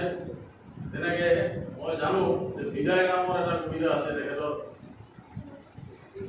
অসমীয়া সাহিত্য পুথিখনত বিদায়। এই বিদায়টো পঢ়িলে গম পোৱা যায় যে ইমান বছৰ চাকৰি কৰি কৰি যেতিয়া অৱসৰ হোৱা হ'ল হঠাৎ এক শূন্যতা আহে। এই শূন্যতাই তেওঁ গুণগুণি ধৰে। তেওঁৰ চিন্তা হয় ইয়াৰ পিছত মই কি কৰিম, ইয়াৰ পিছত কি কৰিম। গতিকে এই অনুভৱখিনি তেখেতে আমি হাইস্কুলত থাকোঁতে যি ধৰণৰ সুবিধা পঢ়িছিলোঁ সেই ধৰণৰ এক সহজ সৰল ভাষাত তেওঁ তুলি ধৰাৰ যত্ন কৰিছিল। আৰু এটা কবিতা এই বঙালী কাব্যখনত আছে শিশিৰ ভেজা কুটিৰ। এইটো এক অনুপম কবিতা যে নিয়ৰত লিপ্ত হৈ থকা এটা কুটিৰ, ঘাঁহবোৰ কেনেকৈ নিয়ৰৰ লগত জড়িত হৈ পৰিছে তাকে তেওঁ বৰ্ণনা কৰিছে। বাকী কিতাপখনত যি আছে উন্মোচনৰ পিছত সকলোৱে পঢ়ি চাব। কিন্তু এই তেখেতৰ যিটো প্ৰয়াস, কৰোণাৰ সময়ত 3টাকৈ লকডাউন, তাৰে মাজত আমাৰ সময় কেনেকৈ পাৰ হৈছে, মই নিজে ব্যক্তিগতভাৱে কৰোণাৰ সময়খিনি আমি উপভোগ কৰিছোঁ। উপভোগ এইকাৰণে কৰিছোঁ যে প্ৰথমবাৰ লকডাউনত 175 years of media in Assam and beyond নামৰ এখন বৃহৎ সংকলন প্ৰায় 1200 পৃষ্ঠাৰ মই প্ৰথমবাৰ লকডাউন সম্পূৰ্ণ কৰিলোঁ। সম্পাদনা কৰি লকডাউন স্কুল অফ ইকনমিক্সৰ দুগৰাকী অধ্যাপকৰ পৰা ভাৰতৰ বিভিন্ন বিশ্ববিদ্যালয়ৰ বিভিন্ন অধ্যাপক, অসমৰ বিভিন্ন ছাত্ৰ, শিক্ষক, অধ্যাপকৰ বিভিন্ন প্ৰবন্ধৰে অসমৰ 175 বছৰীয়া সাংবাদিকতা যি journey 175 years of media in Assam and beyond, এইখন প্ৰথমতে 400 পৃষ্ঠা বুলি ভাবিছিলোঁ, তাৰপিছত 1200 পৃষ্ঠা হ'ল। আৰু সেইকাৰণে প্ৰথমবাৰ লকডাউনক মই মোৰ আন্তৰিকভাৱে অভিনন্দনে জনাইছোঁ, কাৰণ এই কামটো মই কৰিব পাৰিলোঁ। গতিকে মই ঘৰত থাকিও পঢ়োৱা নাই, আমাৰ কাৰণে সময়ৰ অভাৱ। এইদৰে মই এই কৰোণা নামৰ যিটো কবিতা তেখেতে লিখিছিল, কৰোণাৰ মাজত কৰোণাই তেখেতক স্তব্ধ কৰিব পৰা নাই। তেখেতে কৰোণাৰ প্ৰতিষেধকৰ কাৰণে যিবিলাক বিজ্ঞানী আছে সেই বিজ্ঞানীসকলক তেওঁ আহ্বান জনাইছে যে সোনকালে কৰোণাৰ মৃত্যু ঘটোৱা। কবি হিচাপে তেখেতো একেবাৰে যে কিছুমান মানুহৰ কোনো কাম বন নোহোৱা হ'ল, সেইখিনি আমাৰ ইণ্টাৰনেট যদি নাথাকিল হয়, ছ'চিয়েল মিডিয়া নাথাকিল হয়, মানুহবিলাকৰ অৱস্থা কি হ'ল এইটো ভবা কঠিন। 3টাকৈ লকডাউন, এই লকডাউনেও কোনো শিল্পী সাহিত্যিক যিবিলাকে সৃষ্টি কৰে, চৰ্চা কৰে, তেওঁলোকক কোনোপধ্যে কাবু কৰিব পৰা নাই, নিজৰ সৃষ্টি অৱস্থ আছে। আৰু বিভিন্ন সময়ত তেখেতৰ চাকৰি জীৱনৰ অভিজ্ঞতা, অৱসৰৰ পিছৰ অভিজ্ঞতা, কৰোণাকালীন অভিজ্ঞতা, গদাধৰৰ পাৰত তেখেতৰ অভিজ্ঞতা, বৰাক উপত্যকাৰ অভিজ্ঞতা, বিভিন্ন অভিজ্ঞতা একেবাৰে সহজ সৰলভাৱে তেখেতে দাঙি ধৰাৰ প্ৰয়াস কৰিছে। আৰু সেই গ্ৰন্থখন আজি উন্মোচিত হ'ব। আৰু যদিও কবিতাৰ লগত বা কাব্যৰ লগত আমাৰ বিশেষ পৰিস্থিতি নাই, তৎসত্বেও আমি আজি ইয়াত নিজেৰে উপস্থিত হ'ব পাই আৰু এই ঘৰুৱাভাৱে ঘৰুৱা পৰিৱেশত ঘৰুৱাভাৱে কথা ক'বলৈ পাই নিজকে ধন্য মানি মই আশা কৰিছোঁ যে উৎপল প্ৰকাশৰ এই সৃষ্টি অটুট থাকক। তেখেতৰ বিষয়ে মোতকৈ প্ৰিন্স চৌধুৰীয়ে বহুগুণ বেছি জানে, কাৰণ প্ৰিন্সে দিয়া সুখ, তেখেতে দিয়া সুখ, তেখেতক মাজে মাজে আগতে বোলে সংকট কৰি আহে, ইয়াতে মই জানো যে প্ৰিন্সকো মই ধন্যবাদ জনাইছোঁ। তেওঁলোকৰ এই ভাৱৰীয়া গীত, গলপৰীয়া লোকগীত, এই চৰ্চাটো থাকক। কাৰণ মই মাজে মাজে নিজকে প্ৰশ্ন কৰোঁ, আৰু এই কথাটো আমি বিভিন্ন সভা সমিতিতো কওঁ। কিছুদিন আগতে মহানগৰ বিশ্ববিদ্যালয়তো কৈছোঁ যে মই নিজকে মাজে মাজে প্ৰশ্ন কৰোঁ, মই অসমীয়া হয়নে নহয়। তাৰ উত্তৰ মই নিজকে দিওঁ যে মই অসমীয়া। আজি যদি বাহিৰৰ পৰা কোনোবা এজন ইউৰোপিয়ান বা আমেৰিকান আহি ইয়াত থিয় হৈ আপোনালোকক সোধে, মোক সোধে যে আপোনালোক কি, আপোনালোকে সমস্তৰে বা মই সমস্তৰে একেলগে কওঁ যে মই অসমীয়া, তেতিয়া তেওঁ সুধিব আপুনি যে অসমীয়া বুলি কৈছে, আপোনাৰ প্ৰমাণ পত্ৰ কি, প্ৰত্যয় পত্ৰ কি, কিহৰ ওপৰত ভিত্তি কৰি আপুনি ক'ব পাৰে যে আপুনি অসমীয়া। মই কওঁ যে মই অসমীয়া ভাষাত কথা কওঁ, সেইকাৰণে মই অসমীয়া। তেতিয়াহ'লে প্ৰশ্ন আহে, ব্ৰিটিছৰ দিনত চাহ বাগিচাত বহুত চাহাব আছিল, তেওঁলোকৰ ল'ৰা ছোৱালী ইয়াতে জন্মিছিল, তেওঁলোকে অসমীয়া ভালকৈ ক'ব পাৰিছিল। আৰু আমেৰিকান চাহাবৰ পুত্ৰই বা পুত্ৰীয়ে যদি অসমত জন্মি অসমীয়া হোৱাৰ কাৰণে অসমীয়া হ'ব পাৰে তেনেহ'লে সেই যুক্তিটো নাহে। আজিৰ পৰা বহু বছৰ আগতে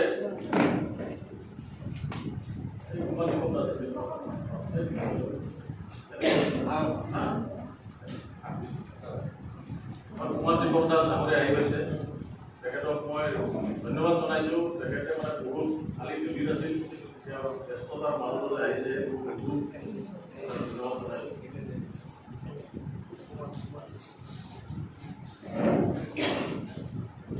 অসমীয়া ভাষা ক'লে অসমীয়া এই যুক্তিটো নাখাতে। আজিৰ পৰা ১৫ বছৰ আগতে এজন পৰিব্ৰাজক আহিছিল, তেওঁৰ নাম আছিল চাহাবুদ্দিন তালিচ। তেওঁ লিখিছিল ফাটিয়া ইন্দ্ৰিয়া, তাতে তেওঁ লিখি গৈছিল যে অসমত দুই ধৰণৰ মানুহ আছে, অসমীয়া আৰু কলিতা। ফাটিয়া ইন্দ্ৰিয়াত আছে, অৰ্থাৎ কলিতা হ'ল অসমীয়া নহয়, যুক্তি। আমাৰ আগৰ এজন অসম সাহিত্যৰ সভাপতি, তেখেতে অসমীয়াৰ সংখ্যা এখন বাতৰি কাকতত ৩টা সংখ্যাত লিখি শেষত পাজু লৈ থাকিল, উত্তৰ নোলাল। আমাৰ কাৰণে অসমীয়া সংখ্যাটো একেবাৰে সহজ। আজি যদি চেন্নাইলৈ মই যাওঁ আৰু চেন্নাইৰ কোনোবা টি নগৰৰ পৰা বা মাউণ্ট ৰোডৰ কোনোবা দোকানৰ পৰা যদি প্ৰতিমা পাণ্ডেৰ এটা গীত ভাহি আহে, যদি পালিকা বজাৰৰ দিল্লীত যদি আমি ভূপেন হাজৰিকাৰ এটা গানৰ কলি শুনা পাওঁ বা কলিকতাত জুবিন গাৰ্গৰ যদি এটা গীত শুনা পাওঁ, আমাৰ নোমবিলাক থিয় হৈ উঠে। আৰু এই যে নোম থিয় হৈ উঠে, এই কাৰণে মই অসমীয়া, এই কাৰণে আমি ইয়াৰে বাসিন্দা। গতিকে এই গীত, এই সুৰ মানুহৰ সভ্যতাৰ লগে লগে, মানুহৰ জন্মৰ লগে লগে এইটো আমাৰ DNA হাজাৰ হাজাৰ বছৰ ধৰি প্ৰবাহিত হৈ আছে। গদাধৰ নদীৰ পাৰত জন্মগ্ৰহণ কৰা উৎপল বৰকাকতিয়ে তেখেতৰ গীতেৰে, তেখেতৰ কবিতাৰে আমাৰ শিপাৰ লগত সংযোগ কৰি দিয়াৰ যি যত্ন কৰিছে, মই সেই কামৰ কাৰণে তেখেতক অভিনন্দন জনাইছোঁ, তেখেতৰ স্বাস্থ্য কামনা কৰিছোঁ আৰু তেখেতৰ সৃষ্টি অটুট থাকক বুলি আশা কৰিছোঁ। আৰু এই চেগতে কৈ থওঁ, বেলেগে হয়তো নক'ব, স্বপ্নদীপ বৰা ডাঙৰীয়াই জানে, বাকীসকলে নাজানে। কুমাৰ দীপক দাস মানে গীতৰ লগত খুব জড়িত। তেওঁ বৰগীতৰ পৰা আদি কৰি সকলো গাব পাৰে। তেওঁ আমাৰ মাজত উপস্থিত হোৱাৰ কাৰণে আৰু এই সভাখনৰ সুস্থ হোৱাৰ কাৰণে মই তেখেতক ধন্যবাদ জনাইছোঁ। মই আজিৰ এই সভা মুখ্য অতিথি হোৱাৰ উপযুক্ত মানুহ মই নাছিলোঁ, গতিকে মই ঘৰুৱাভাৱে কথাখিনি কৰোঁ, আশা কৰোঁ আপোনালোকে মোৰ ভুল মাৰ্জনা কৰি ক্ষমা কৰোঁ। ধন্যবাদ।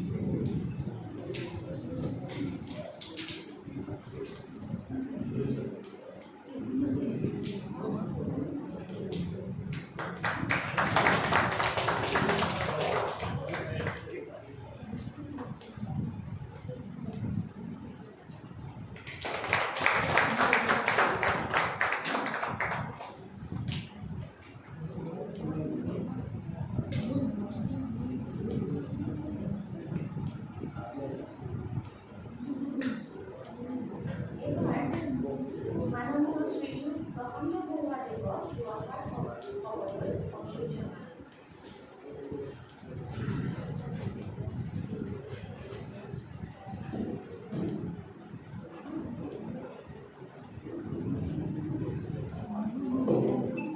আজিৰ সভাৰ ব্যক্তি উৎপল বৰকাকতি ডাঙৰীয়া, আজিৰ সভাৰ গ্ৰন্থ উন্মোচক অঞ্জন শৰ্মা ডাঙৰীয়া, আজিৰ সভাৰ বিশিষ্ট ব্যক্তি স্বপ্নমী বৰুৱা ডাঙৰীয়া, গৌতম গাংগুলী ডাঙৰীয়া আৰু উত্তৰ পূৰ্ব সাংসদ আৰু সাংস্কৃতিক কৰ্মী আৰু গীতিকাৰ গায়ক কুমাৰ দীপক দাস ডাঙৰীয়া আৰু আজিৰ সভাত উপস্থিত থকা সকলো বিশিষ্ট ব্যক্তি সকলোকে মোৰ দিনৰ পৰা প্ৰণাম জনাইছোঁ। আজিৰ সভাখনত বহুদিনৰ পৰা সভাখনলৈকে কথা চলি আছিলে।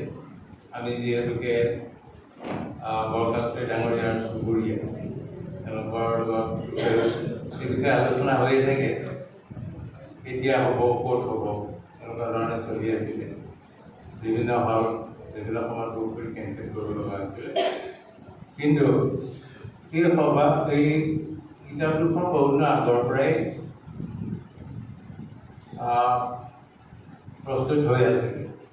কাৰণ ক'ভিডৰ সময়ছোৱাত, কৰোণাৰ সময়ছোৱাত তেতিয়া প্ৰায়ে বৰকাকতি ডাঙৰীয়াই কোৱা শুনিছিলোঁ, তেওঁ প্ৰায়ে ভৱানী প্ৰেছলৈ যায় আৰু কিতাপখনৰ কিবা কাম কৰে, মই শুনিছিলোঁ। আৰু কৈছিল যে মোৰ দুখন কিতাপ ওলাব, এখন অসমীয়াত, এখন বাংলা, এই দুখন ওলাব। কিন্তু মই পিছত খবৰ লোৱা নাছিলোঁ।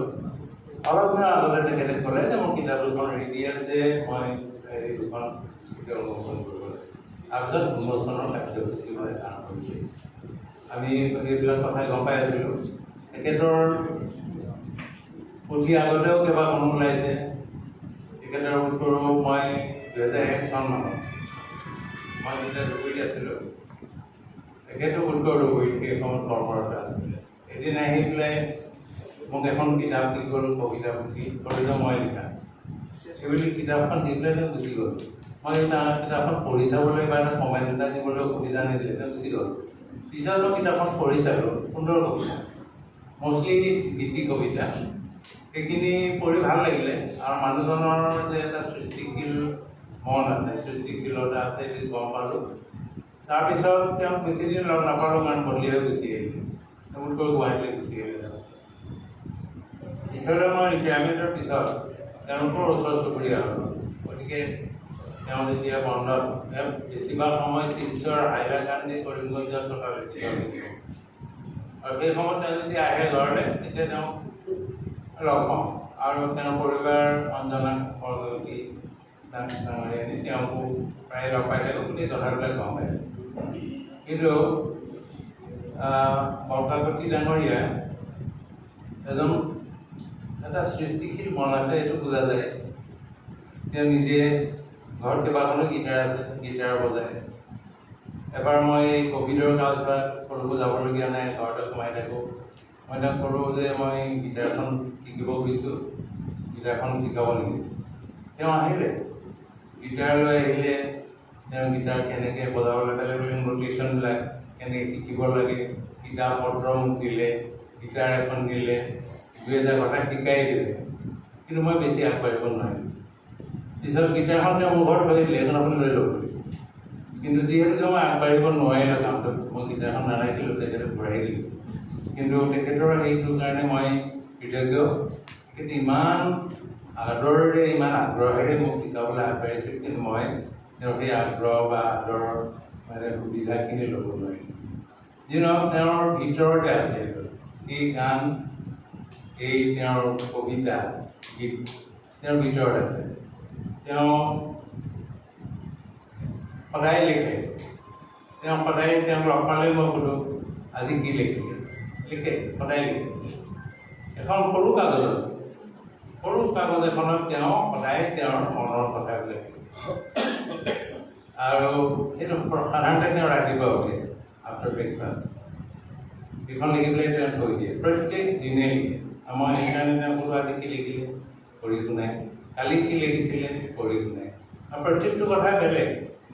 তেওঁৰ সংসাৰৰ প্ৰতি, মানুহৰ প্ৰতি, সমাজখনৰ প্ৰতি বা বিশ্ব ব্ৰহ্মাণ্ডৰ প্ৰতি তেওঁৰ যিটো মনোভাৱ বিভিন্ন সময়ত সলনি হৈ থাকে, সেইবিলাকৰ বিষয়ে তেওঁৰ যিটো মনোজগতৰ যিবিলাক কলকনি দিলে সেই বিষয়ে তেওঁ সুন্দৰকৈ লিখে, খুব শ্বৰ্টকৈ চমু কথাতে তেওঁ লিখি থৈ দিয়ে।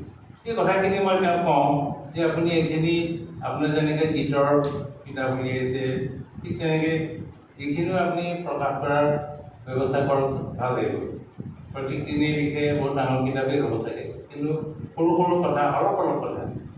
গতিকে কিতাপ এখন তেওঁ উলিয়াব পাৰে, মই সদায় তেওঁক ৰিকুৱেষ্ট কৰোঁ, নিশ্চয় ওলাব, আশা কৰিছোঁ। আৰু পৰিয়ালটো যথেষ্ট সাংস্কৃতিক ভাৱাপন্ন, গোটেই পৰিয়ালটো।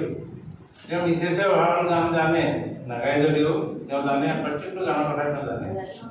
আৰু তেওঁৰ ল'ৰা, তেওঁৰ ছোৱালী, তেওঁতো মাদ্ৰাজৰ কলাক্ষেত্ৰৰ পৰা ৰুক্মিণী দেৱী অৰ্ণলেণ্ডাৰ পৰা তেওঁ 6-7 বছৰ পঢ়ি আহিছিল, ভাৰত নাট্যম শিকি আহিছিল। তেওঁ যথেষ্ট পাৰদৰ্শী শিপিনী, তেওঁ শিল্পী। আৰু তেওঁ এতিয়া আমাৰ ওচৰতে থকা ভাৰতীয় বিদ্যা ভৱনত ভাৰত নাট্যমৰ ক্লাছ লয়, যথেষ্ট ভাল শিকায়। ছাত্ৰ ছাত্ৰীসকল বা যিসকল অভিভাৱক অভিভাৱিকা আছে সকলোৱে ভাল পায়। কিন্তু ছাত্ৰ ছাত্ৰীৰ সংখ্যা আমাৰ বঢ়া নাই, বিশেষকৈ ছাত্ৰীৰ সংখ্যা বঢ়া নাই। সেইটো কাৰণে আমি চেষ্টা কৰি আছোঁ। কিন্তু তেওঁ ইমান সুন্দৰ শিকায়। আৰু গুৱাহাটীত বোধকৰোঁ এতিয়া মই জনাত আগৰ পুৰণা ইন্দিৰা পি বৰা বা পুষ্পা বৰা তেওঁলোকৰ যিবিলাক গানৰ স্কুল, নাচৰ ভাৰত নাট্যমৰ স্কুল আছে, সেইবিলাক লাহে লাহে স্তীমিত হৈ আহিছে। এতিয়া ইমান বেছি ল'ৰা ছোৱালী নাই যেন লাগে।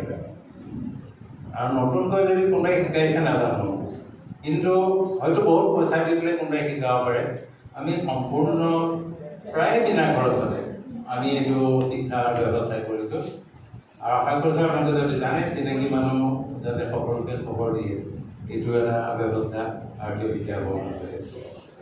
আৰু এই পৰিয়ালটো, তেওঁলোকৰ গোটেই পৰিয়ালটো ইমান শিক্ষিত আৰু সাংস্কৃতিক ভাৱাপন্ন, আমি ওচৰত থাকি ভাল পাইছোঁ। আমি নিজে ইমান গান চান নাগাওঁ বা গান নেলেখোঁ, কিন্তু শুনি ভাল পাওঁ আৰু পঢ়ি ভাল পাওঁ। তেওঁ প্ৰথম কবিতা পুথিখন দিলে 2001 চনত পঢ়িলোঁ। 2008 চনত তেওঁ আকৌ এখনত ওলাইছিল, 2009 চনত এইটো উত্তৰ দীঘলী পুখুৰী পাৰৰ কোনো এটা হলত তেওঁ উন্মোচন কৰিছিল এইখন কিতাপ। তাৰপিছতে 2018 চনত তেওঁ এখন কিতাপ ওলাইছিল, এখন প্ৰেছ ক্লাবত উন্মোচন হৈছিল, আছিলে তেওঁ জানে। এই কিতাপবিলাক তেনেকৈ উন্মোচন হৈ আছে। আৰু এতিয়া 2018 পিছত এই দুখন কিতাপ, এখন অসমীয়া, এখন বাংলা, দুইখন কিতাপেই যথেষ্ট উচ্চমানৰ হৈছে বুলি মই ভাবোঁ, আশা কৰোঁ। কিতাপখন যদিও পঢ়া নাই, কবিতাবিলাক, আৰু কবিতাবিলাকত তেওঁৰ মানুহজনৰ মনৰ এটা ভাৱ পোৱা যায়, সৃষ্টিশীল এটা মন, পৃথিৱীৰ প্ৰতি দৃষ্টিভংগী, তেওঁৰ মানৱ প্ৰেম, মানৱতা, বিশ্বজনীনতা, এই কথাবিলাকৰ এটা আভাস পোৱা যায়। প্ৰকৃতিৰ প্ৰতি তেওঁৰ ভাৱ, এই সকলোবিলাক তেওঁৰ কবিতাত দেখিছোঁ। সেইবিলাক প্ৰকাশ পাইছে, পঢ়ি ভাল লাগে। আৰু যেতিয়া তেওঁ গীত হিচাপে উলিয়াই গীত গায়, শুনি ভাল লাগে। তেওঁ এনেই বেছি কথা নকয় বা বেছি হুলস্থুল নকৰে, কিন্তু কবিতাৰ কথা যেতিয়া ওলোৱা, গীতৰ কথা যেতিয়া উলিওৱা যায়, গীত গানৰ কথা ওলালে তেওঁৰ বেলেগ ধৰণৰ এটা অভিব্যক্তি ফুটি উঠে আৰু তেওঁ সেই বিষয়ে ক'বলৈ আৰম্ভ কৰে। গানৰ প্ৰতি বা গান লিখা বা গান গোৱাৰ প্ৰতি তেওঁৰ যিটো ইচ্ছা, তেওঁৰ মনৰ ভিতৰত যিটো ৰচিত হৈ আছে, সেইখিনি সঁচাকৈ শলাগিবলগীয়া। আৰু সেইটো কাৰণে তেওঁক ধন্যবাদ জনাবলগীয়া যে এই কিতাপখনে, এই দুখন কিতাপেই এতিয়ালৈকে বোধকৰোঁ তেওঁ 5খনমান হ'ল কিতাপ প্ৰকাশ হ'ল আৰু এইখিনি তদুপৰি তেওঁ যিখিনি কথা ডেইলি লিখে 1 পৃষ্ঠা বা আধা পৃষ্ঠা এতিয়া মনৰ ভাৱবিলাক এইখিনি যাতে প্ৰকাশ কৰে তাকে তেওঁ তাৰ কাৰণে তেওঁক অনুৰোধ জনাইছোঁ আৰু আজি সভা উপস্থিত থাকিব পাই ভাল লাগিছে এই সভাখনত যথেষ্ট গোটেইখিনি পৰিচিত মানুহ গোটেইখিনি ওচৰৰ মানুহ গোটেইখিনি সম্পৰ্কীয় মানুহ গোটেইখিনি শিল্প বা কবিতাৰ অনুৰাগী মানুহ এই কথাখিনি কওঁতে মই আৰু এটা কথা কওঁ আমাৰ অঞ্জন শৰ্মা ডাঙৰী লগত তেখেতে কোৱা মতে 40-45 বছৰ পুৰণা আমি যেতিয়া ডিব্ৰুগড়ত চাকৰি কৰি আছিলোঁ তেওঁ যেতিয়া ছাত্ৰ তেওঁ ডিব্ৰুগড়লৈ যায় অসম আন্দোলন চলি আছিলে তেওঁ আন্দোলনৰ নেতা তেওঁ আন্দোলনৰ কথা কয় আৰু গোটেইখিনি মই এজনেই পাইছিলোঁ গোটেই ছাত্ৰ সন্থাৰ ভিতৰত যিজন বৰ কনষ্ট্ৰাকটিভ আছিল সৃষ্টি তেওঁ অসমত যে ইয়াতে এটা কাপোৰৰ মিল হৈছিলে যিটো কৰ্ণেল উমা শৰ্মাৰ তত্ত্বাৱধানত হৈছিল এইবিলাকৰ তেওঁ শ্বেয়াৰ বিক্ৰী কৰি ফুৰিছিল গোটেই অপাৰেশ্যনত ডিব্ৰুগড়ত আমি শ্বেয়াৰ কিনিছিলোঁ আৰু তেওঁ বিভিন্ন ধৰণৰ বিৰাট উদ্যমী আৰু খুব প্ৰতিবাদী কণ্ঠ আছিল মই মাজে মাজে ভাবোঁ অৱশ্যে ইয়াত আহি লগ পোৱাৰ আগতে মই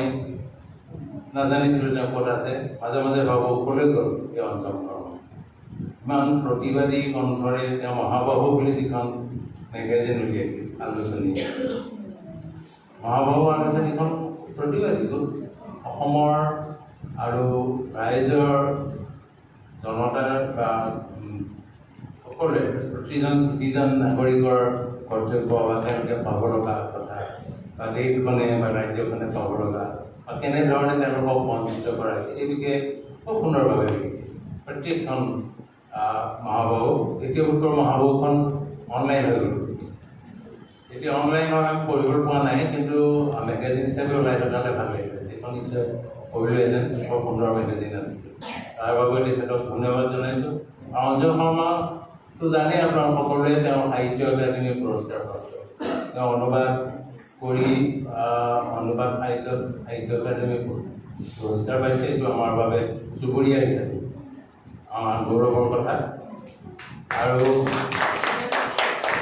তদুপৰি তেখেত এজন মই এটা কথা এতিয়াও আচৰিত হওঁ মই আজিলৈকে সাহিত্য সভাৰ অধিৱেশনবিলাক কিমান হয় সাহিত্য সভাৰ অধিৱেশনবিলাকৰ যিখন চৌবেদী উলিয়াই স্মৃতি গ্ৰন্থ নে কি বুলি কয় স্মৰণিকা বা স্মৃতি গ্ৰন্থ সাহিত্য সভা যিবিলাক ওলায় প্ৰত্যেক সাহিত্য সভাতে ওলায় এখন কিতাপ আৰু তাতে বিভিন্ন ধৰণৰ লিখা ওলায় এই ঠাইটুকুৰা এই যি ঠাইত সাহিত্য সভা অনুষ্ঠিত হৈছে তাৰ বিষয়ে কথা লিখে আৰু বিভিন্ন বিষয়ত অসমীয়া সাহিত্যৰ বিষয়ে বিভিন্ন সাহিত্যৰ লগত অসমীয়া সাহিত্যৰ সম্পৰ্ক ইত্যাদি কিন্তু এইবাৰ পাঠশালাত যিটো অধিৱেশন হৈছিল উত্তৰ 2024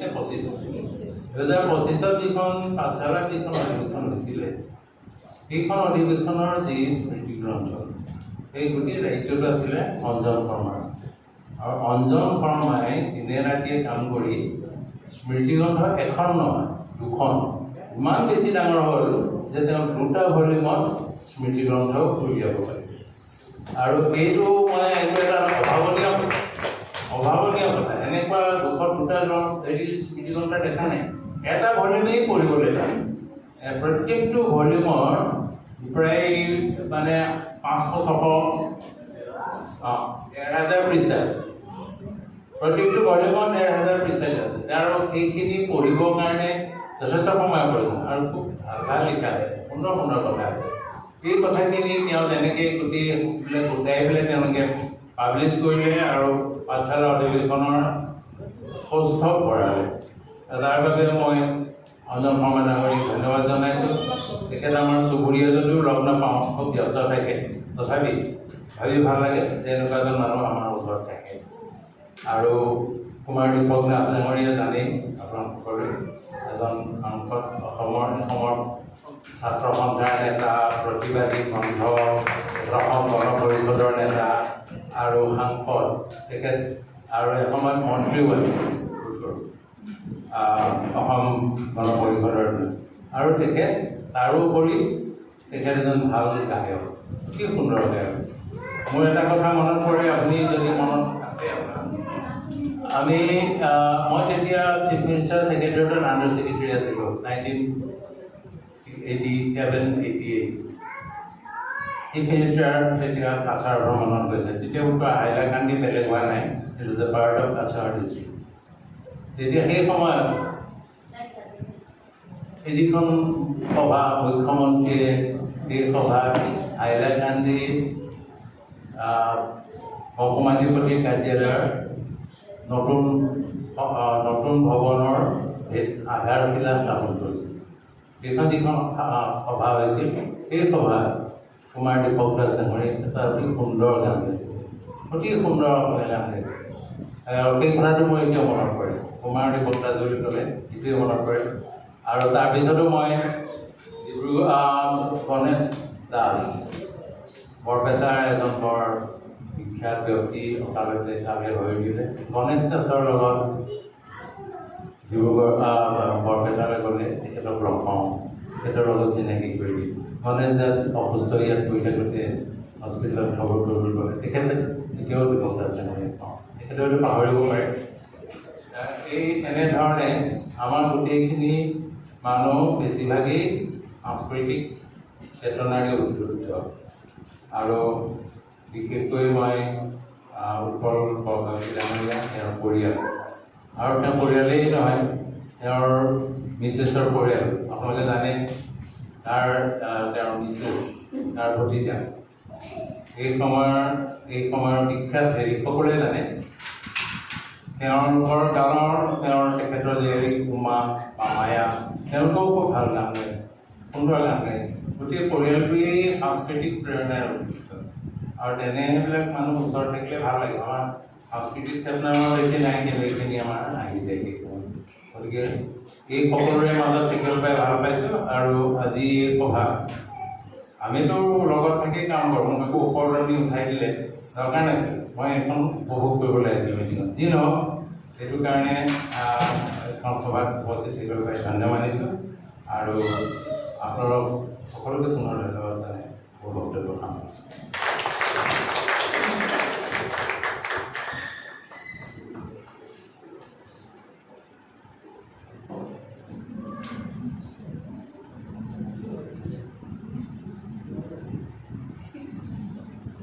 এইবাৰ মাননীয় শ্ৰীযুক্ত নামগুৰি দুআষাৰ ক'বলৈ জনাইছোঁ।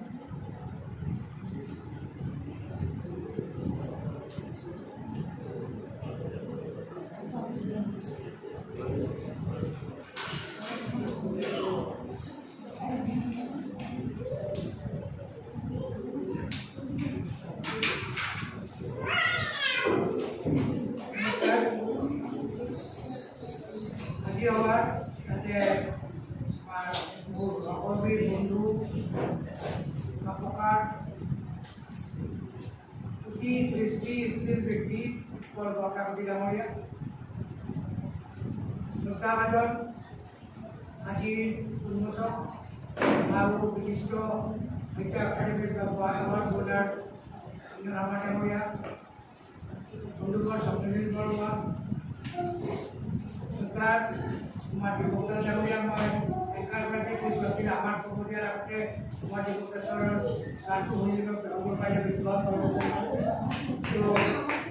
কাৰণ ভাৰত চৰকাৰে বিখ্যাত কথা কৈছিল এবাৰ, ভাৰত চৰকাৰে এনেকুৱা এটা এক্সপিৰিয়েঞ্চ কৰিছিল যে গান চান বেছিকৈ ৰাখিবা, লেকচাৰ দিয়াটো কম হৈছে। তো তেনেকুৱা হ'লে ভাল আছিলে। মই খুব বেছি কৰিব নাপাৰোঁ। আমাৰ ডাঙৰীয়া যথেষ্ট ভালকৈ কৈছে। আমাৰ উৎপল বৰকাকতি তথা ইয়াৰ ওপৰত যিটো সাংস্কৃতিক চেতনা, যিটো মনোভাৱ, দৃষ্টিভংগী, যিটোৰ ওপৰত মই উৎপল বৰকাকতি ডাঙৰীয়া আমাৰ বহুতেই ভাবে যে আমি চাকৰি জীৱনতে আমি শেষ কৰাৰ পাছতে লিখা লিখি কৰিম। উৎপল বৰকাকতি এগৰাকী ব্যক্তি, এইগৰাকীয়ে writing is his passion. Writing is his passion. জীৱনৰ প্ৰতিখিনি উৎকল বৰকাকতি নিজৰ চাকৰি জীৱনৰ লগত আচৰিতভাৱে এইটো সমন্বয় ঘটাইছে। It was a blending of his work and his love for culture, love for business. Total এই বস্তুটো উৎকল বৰকাকতি গোটেই মূল সহকৰ্মী আছিল এসময়ত কাছাৰত, তাৰ আগতেও পাইছোঁ উৎকল বৰকাকতি। এইটো মহানগৰ ডাঙৰীয়া কৈছে ৰাতিপুৱা উঠিয়ে লিখাত লাগি যাব আৰু কিবা এটাই লিখাই নহয়, he is a all rolled in one, a musician, lyricist, singer and a composer.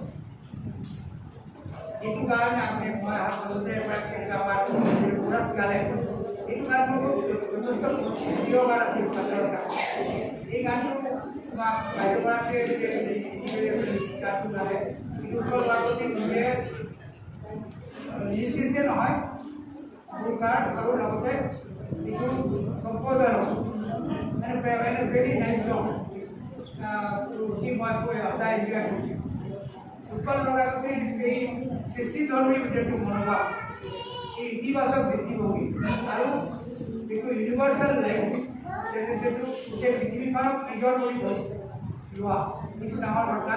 হয়তো ইয়াৰ কিছু পৰিমাণে তাৰ অৱদান হয়তো গৌৰীপুৰত হোৱাৰ কাৰণে গৌৰীপুৰৰ যিটো কালচাৰেল যিটো লাইফ এই লাইফটো হয়তো উৎকল বৰকাকতিৰ ভিতৰতে শাৰীবদ্ধ হৈ সেইকাৰণে তেওঁলোকে বেংগলী হওক অসমীয়া হওক একেলগে তেখেতে লিখি গৈছে, গানো ৰচনা কৰিছে, কবিতাও লিখিছে আৰু লগতে গানো গাইছে। চ' এনেকুৱা এটা পাৰ্চিভিয়াৰিং পাৰ্চন মই মোৰ জীৱনত খুব কম দেখিছোঁ চাকৰি জীৱনত। আৰু আটাইতকৈ ডাঙৰ ঘটনা হ'ল যে উৎকল বৰকাকতিৰ মনত you have a man with a very broad sense of বহুত বহল মনৰ মানুহ।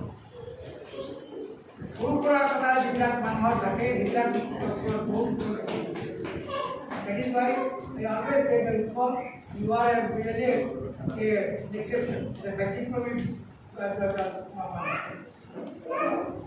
তেখেতৰ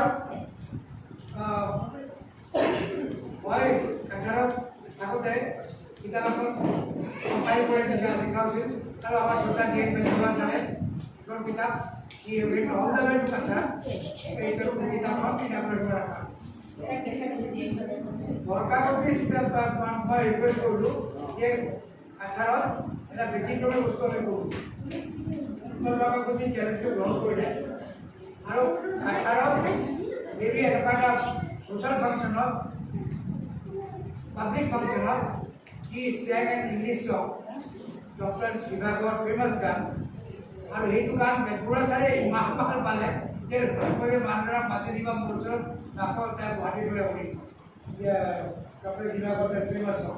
গতিকে উৎকল বৰকাকতি এই ইয়াতে অহাৰ পাছতো তেওঁ মানে যিটো কথা তেওঁ চুবুৰীয়া হিচাপে কৈছে কোভিডৰ টাইমতো নিজৰ সৃষ্টিধৰ্মী যিটো চেতনা সৃষ্টিধৰ্মী যিটো পৰিশ্ৰম তাৰ যিটো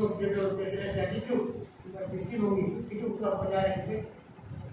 Come what may, he carried on with his passion for writing and passion for creativity.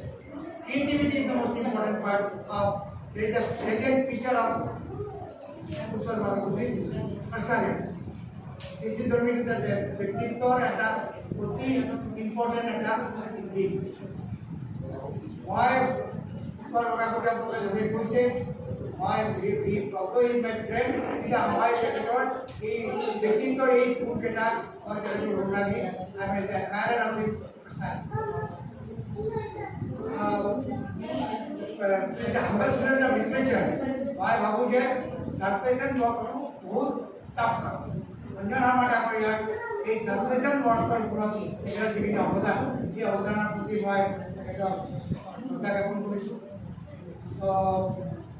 মই হিমালয়ৰ এগৰাকী গুৰু ভাবি মই তাৰে ইমান সুন্দৰ কিতাপ ছাৰপ্ৰাইজ নহয় যে আজি মই লগ পাওঁ লগতে এইটো চবেই আমি জানো কামৰূপৰ মিস্ত্ৰী অনুবাদ কৰি তেখেতে পাইছে সেইটো আৰু এটা very humorous at the same time, informative writing. Adi Beauty is really I'm surprised that rhetoric literature on into art. Yes, I mean, the way system just into translation is also a very important work. Current the writer on moral because my voice is thinking has to be translated, and it is not cannot be a story. It cannot be a literary translation. I must say that I am very happy. I did not wonder about that. We are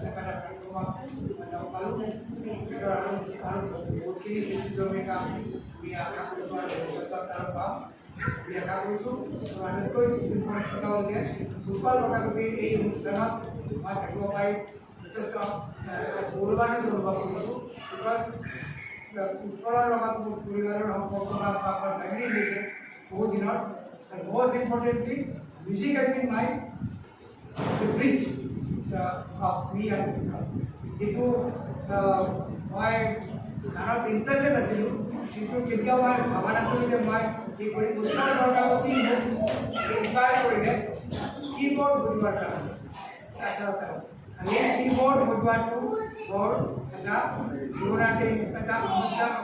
investments were part of it keyboard हुआके मैं राती मैं हुए मैं सीता को बोलना panchayat election थोड़ी ऐसी ऐसा बैलेट बॉक्स पाना हुआ और कोई कीबोर्ड बजाय मुझे एकदम पूरा मेंटली ये है ऊपर वाला भी बहुत सही हो हमें आहिरो आई बैलेट बॉक्स का अल्टीमेटली आप उधर को पाएंगे so that was a mental total strain to from my your thing to and it is all very good for Bangladesh for giving me the experience. So, Adi Utpal Prakash ji, इतिहास किताब लिखार जेको medical जेको attitude এই attitude को हल्ला কৰিছো আৰু আশা কৰিছো এনেকৈ ওপৰত এনেকৈ এই পজিটিভ দৃষ্টিভংগী এনেকৈ থাকিব এই আশা ৰাখি আৰু বৰকৈ বান্ধি জাগা কৰি পুনৰ উত্তৰ প্ৰকাশী নামলৈ মোৰ আপুনি ধন্যবাদ জ্ঞাপন কৰি মোৰ বক্তব্য সামৰি কৰিছো ধন্যবাদ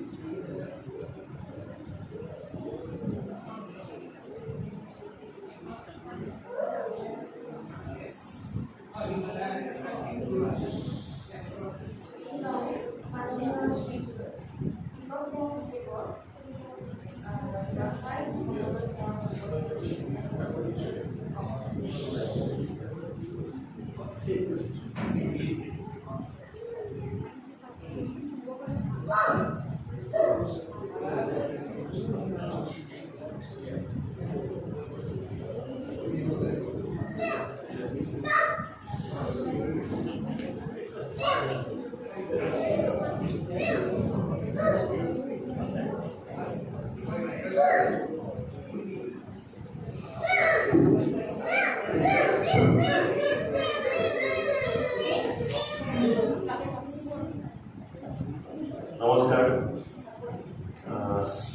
আজি এটা পবিত্ৰ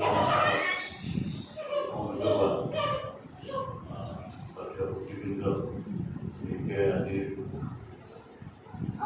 ব্যক্তিৰ গীত আৰু কবিতাৰ লগত ব্যক্তি অনুভৱ আৰু মনৰ কবিতাৰে অসমীয়া মহানভাৱে প্ৰকাশ কৰিব বিচাৰি সুখী ইয়াত উন্মোচন কৰিবলৈ আজি সকলোকে মাতি আহি সহযোগিতা কৰে মোৰ বন্ধু বান্ধৱ সন্মান কৰে স্বপ্ন পূৰণ কৰে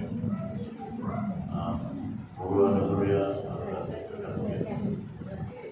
আৰু আজি বিশেষভাৱে উপস্থিত থকা বিশিষ্ট ব্যক্তিসকল আৰু বাইদেউ মাতৃসকল, বন্ধু বান্ধৱীসকল, কথা কোৱাৰ প্ৰসংগ শেষ হৈছে। মই শেষত আহি পাইছোঁ গীতৰ প্ৰসংগত কিছু কথা হৈছিলে। আচলতে গীত কবিতা লগত সম্পৰ্কিত নোহোৱা মানুহ হয়তো আমাৰ সমাজত কম, আৰু গীত বুলি ক'লে প্ৰেমৰ কথা আহে, আৰু প্ৰেম বুলি যদি অনুভৱ নাহে তেতিয়া আমি মানুহ হ'ব নোৱাৰোঁ।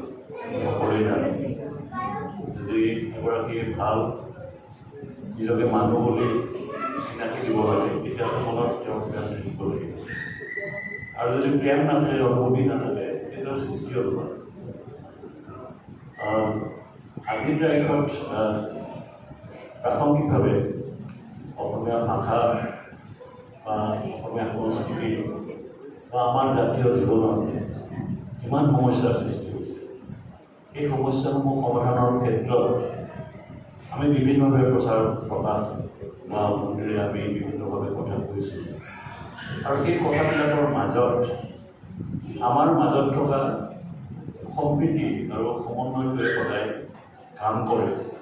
আৰু সেইকাৰণে ভাবোঁ যে এই সমাজখনক মানুহৰ সমাজ হিচাপে বৰ্তাই ৰাখিবলৈ কবিতা গীতৰ লগতে এই আন্তৰিক বুজাবুজি বা আন্তৰিক প্ৰেম যিটো থাকে, সেই প্ৰেমটো যাতে অধিক সুদৃঢ় হয় তাৰ কাৰণে আমি প্ৰচেষ্টা চলাব লাগিব। অঞ্জন কুমাৰ ডাঙৰে বক্তব্য দি থাকোঁতে মই আহি পাইছোঁ, তাৰ আগত স্বপ্নলৈ বৰুৱাই কৈছে, আৰু আমাৰ বৰুৱা ডাঙৰে গোটেই মুখখিনি ক'লে যে হয় মই গান চান গাওঁ, আৰু গান যেতিয়া গাওঁ অসমৰো গান গাইছোঁ। ১৫০ বছৰৰ ৰবীন্দ্ৰনাথৰ শ্ৰদ্ধাঞ্জলি অনুষ্ঠান সংসদত ৰাজ্যসভাত যেতিয়া হৈছিল, সেইদিনাখন সকলোৱে বক্তব্য ৰাখিছিল। মানে তেতিয়া আমাৰ পৰৰাষ্ট্ৰ মন্ত্ৰী হিচাপে আছিলে ঈশ্বৰ আচাৰ্য প্ৰণৱ দা আৰু প্ৰণৱ মুখাৰ্জীৰ পৰা আৰম্ভ কৰি অৰুণ জেটলীলৈকে তেতিয়া তেওঁলোক আছিলে। প্ৰণৱ মুখাৰ্জী ৰাজ্যসভাৰ তেখেত লিডাৰ আছিলে, তেওঁ লিডাৰ অপজিশ্যন আছিলে। তাৰপিছতে তেখেত পৰৰাষ্ট্ৰ মন্ত্ৰীও আছিলে। তেখেতসকলে বক্তব্য ডক্টৰ মনমোহন সিং তেখেতেও বক্তব্য ৰাখিছে, সকলোৱে বক্তব্য ৰাখিলে। মই ক'লোঁ মই বক্তব্য নাৰাখোঁ, মই ৰবীন্দ্ৰ সংগীত এটা ইয়াত পৰিৱেশন কৰোঁ, গাওঁ। আৰু মই যেতিয়া ৰবীন্দ্ৰ সংগীত মই গালোঁ, গোৱাৰ পিছত গোটেই সদনৰ মানুহ থিয় হৈছিল, আৰু সকলোৱে মোৰ লগত একেলগে ৰবীন্দ্ৰ সংগীত আৰম্ভ কৰিছিল। যিহেতু তৃণমূল কংগ্ৰেছৰ আৰু বাকী যিসকল কলিকতাৰ পৰা যিসকল আমাৰ বন্ধু আছিলে, তেওঁলোকে ৰবীন্দ্ৰ সংগীত বুলি ক'লে আমি এটা সময়ত দেখিছিলোঁ যে বিয়াই নহৈছিল। আৰু বঙালী বৰ আছিল, মোৰ বৰ দেখিছিল ডাঙৰে গৌৰীপুৰত আমি সেইফালৰ মানুহ, বঙালী মানুহৰ লগত সম্পৰ্ক আমাৰ বেছি, আৰু বঙালী যিখিনি মানুহ আছিল তেওঁলোকৰ বিয়া বাৰু নহৈছিল। গতিকে কিয় ৰবীন্দ্ৰ সংগীত নাজানে, ৰবীন্দ্ৰ সংগীত আমাক জানিব লাগে। গতিকে ৰবীন্দ্ৰ সংগীত যেনেকৈ অন্তৰে অন্তৰে সোমাই আছে, আৰু সেই আন্তৰিক যিটো প্ৰৱণতা ৰবীন্দ্ৰ সংগীতৰ মাজেৰে আমি জীৱনটোক মানে আমি উদযাপন কৰিব বিচাৰোঁ, ৰবীন্দ্ৰৰ পাঠৰ কথাৰে আমি জীৱনটো উদযাপন কৰিব বিচাৰোঁ, আৰু নিজৰ পৰিচয় আমি দিব বিচাৰোঁ। তেনে প্ৰৱণতা যিটো সামাজিকভাৱে আছে সেইটো গোটেই ভাৰতবৰ্ষত আছে, অকল বঙালীসকলৰ লগত। গতিকে সেইখিনি কথাকে কৈ মই যেতিয়া ৰবীন্দ্ৰ সংগীত সকলোৱে থিয় হৈ ৰবীন্দ্ৰ সংগীতে গাইছিলে, পিছদিনাখন ৰাতিপুৱা অমৃত বাজাৰ পত্ৰিকা উঠে মোৰ কথাই নিদিলে যে যোৱা বছৰ আমাৰ সাংসদ আছিল, তেখেতে ক'লে দীপক তুমিতো তাকে ফাঁকতি কৰি দিয়েছিলোঁ। মোৰ কি হ'ল বোলে তোমাৰ কথাই দেখিছোঁ, আমি আনন্দ বজাৰৰ পৰা আৰম্ভ কৰি অমৃত বাজাৰ আমাক সিদিনাখন আহিব পৰা নাছিলে, আমাৰ যি নহওক। এতিয়া সংগীতৰ কথা আহিলে যদি গাব লাগিব গাব পাৰে, কিন্তু আছে নেকি? মই বৰপূজাৰীত আপোনাৰ মই কৃতজ্ঞতাৰে ধন্যবাদ জনাইছোঁ যে তেখেতৰ কাৰ্যৰ এগৰাকী বিষয়া বা কৰ্মৰত বিষয়া হিচাপে তেখেত কাম কৰি তাৰ মাজতো সময় উলিয়াই অসমীয়া সংস্কৃতি আৰু বিশেষকৈ সাহিত্যৰ প্ৰতি তেখেতৰ যিটো অনুৰাগী অনুৰাগী আমাৰ সমাজখনক ধৰি ৰখাত সহায় কৰে। তেখেতৰ সৃষ্টিৰ যিখিনি সোৱাদ সেই সোৱাদ পঢ়িলে নিশ্চয় পাম, কিন্তু তেখেতৰ কবিতাৰ লগত গীতৰ কথা কৈ আছে নেকি ভাল গীতিকাৰ সেইটো শুনিও বেছি ভাল লাগিছে যে সেইগৰাকী গীতিকাৰৰ আজি কিতাপ উন্মোচনী হোৱাত মই উপস্থিত হ'ব পাৰিছোঁ। তাৰ কাৰণে মই মদনক পুনৰ কেইবাবাৰো ধন্যবাদ জনাইছোঁ।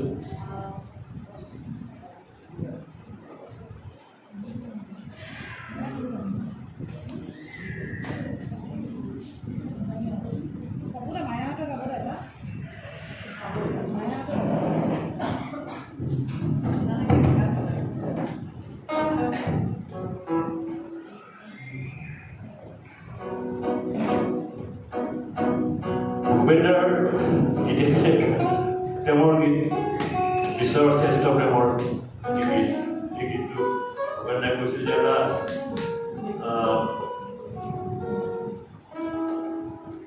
কবিতা যেনেকৈ এবষ্ট্ৰেক্ট কবিতা হ'ব পাৰে, উপন্যাস এবষ্ট্ৰেক্ট হ'ব পাৰে, গল্প এবষ্ট্ৰেক্ট হ'ব পাৰে, গীতো এবষ্ট্ৰেক্ট হ'ব পাৰে, আৰু এইটো শ্ৰেষ্ঠ গীত ভূপেন্দ্ৰ।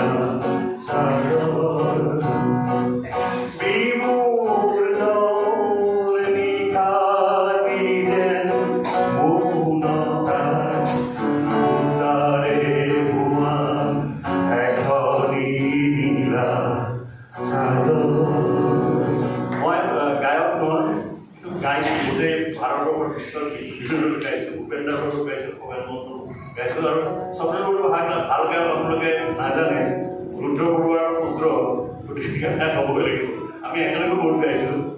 এটা আপুনি গুণগুণাই দিয়ক।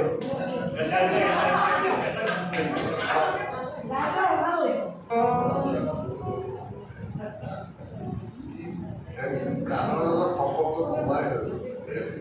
সেইটো কাৰণে মানে পটককৈ গান গাই দিবলৈ গ'লে বৰ অসুবিধা হৈ যায়।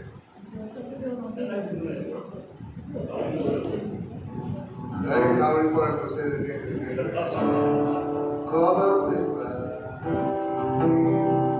কলৰে পাততে কাউৰী কৰে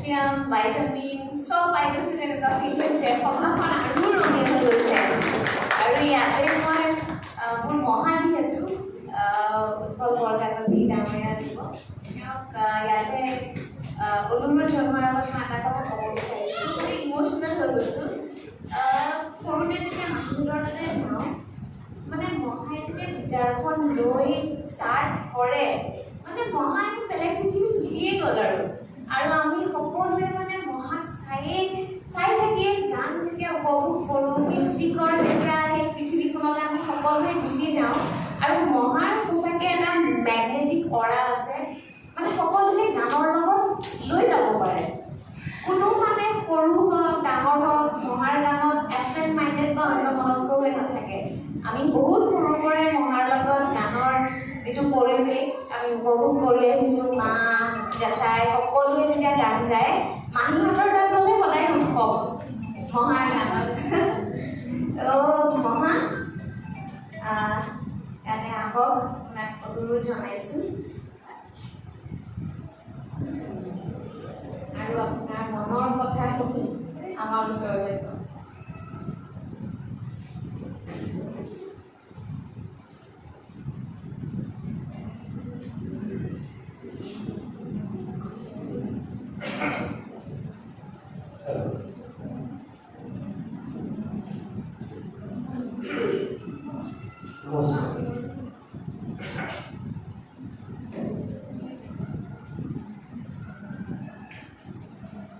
আজি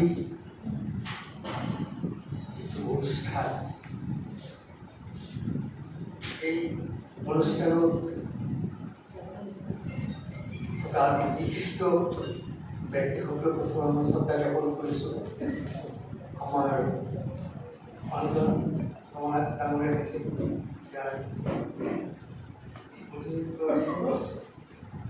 স্বপ্নীল বৰা মোৰ অত্যন্ত ভাল বন্ধু আমি একেলগে গোটাই গান বাজনা কৰিছোঁ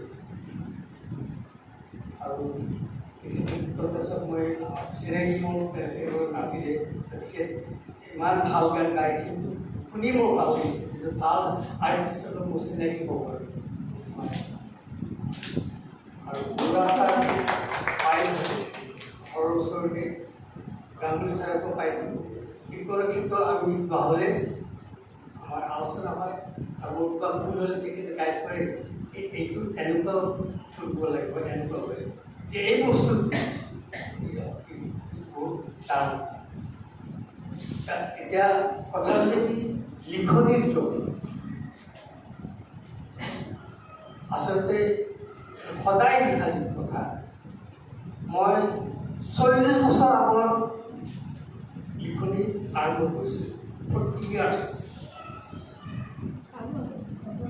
এই সদায় লিখোঁ লিখি লিখি মই ভৱিষ্যত যাম তাতে হেৰাই নাযায় তাৰপিছত সেই কবিতা যিবিলাক লিখনিবিলাক আমাৰ বহুতকেইখন কিতাপ বনাইছে আজি যিখন কিতাপ অসমীয়া আৰু বঙালী ইয়াত কি কৰিছে অনুভৱ অসমীয়া বঙালী লিখোঁতে মই ভাবাৰ এইটো কিবা লিখিব লাগে মই ভাবোঁ আহি যায় সঁচা কথা চবৰে সৰস্বতী আইয়েও সহায় কৰে মা কামাখ্যাই মোক সহায় কৰে মই সদায় প্ৰাৰ্থনা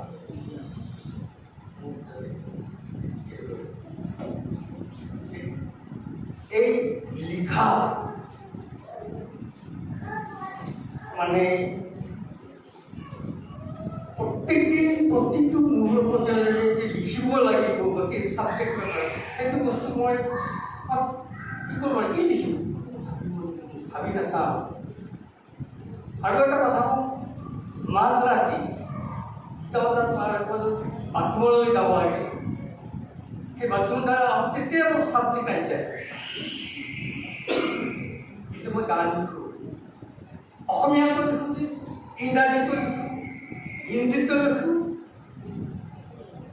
ইংলিছ চব 4টা ভাষাত মই গান লিখোঁ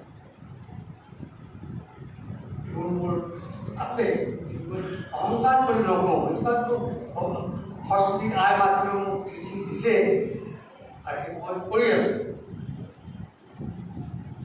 বহুত বেছি কথা ক'বলৈ মোৰ আচলতে মন নাই মই কি কাৰণে গতিকে যাতে আপোনালোকে যিখিনি মোক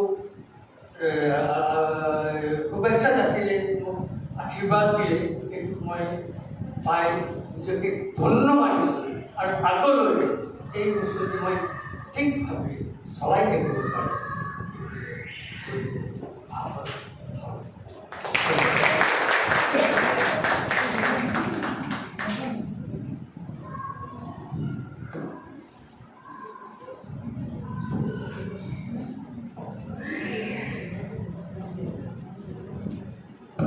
এতিয়া আজি যি মহৎ কাৰ্য লৈ এই সভাখন অনুষ্ঠিত কৰা হৈছে সেই কাৰ্যলৈ আগবাঢ়িছোঁ দুখন কিতাপ কবিতা পুথি উন্মোচন হ'ব অনুপম আৰু ৰঙীন স্বপ্ন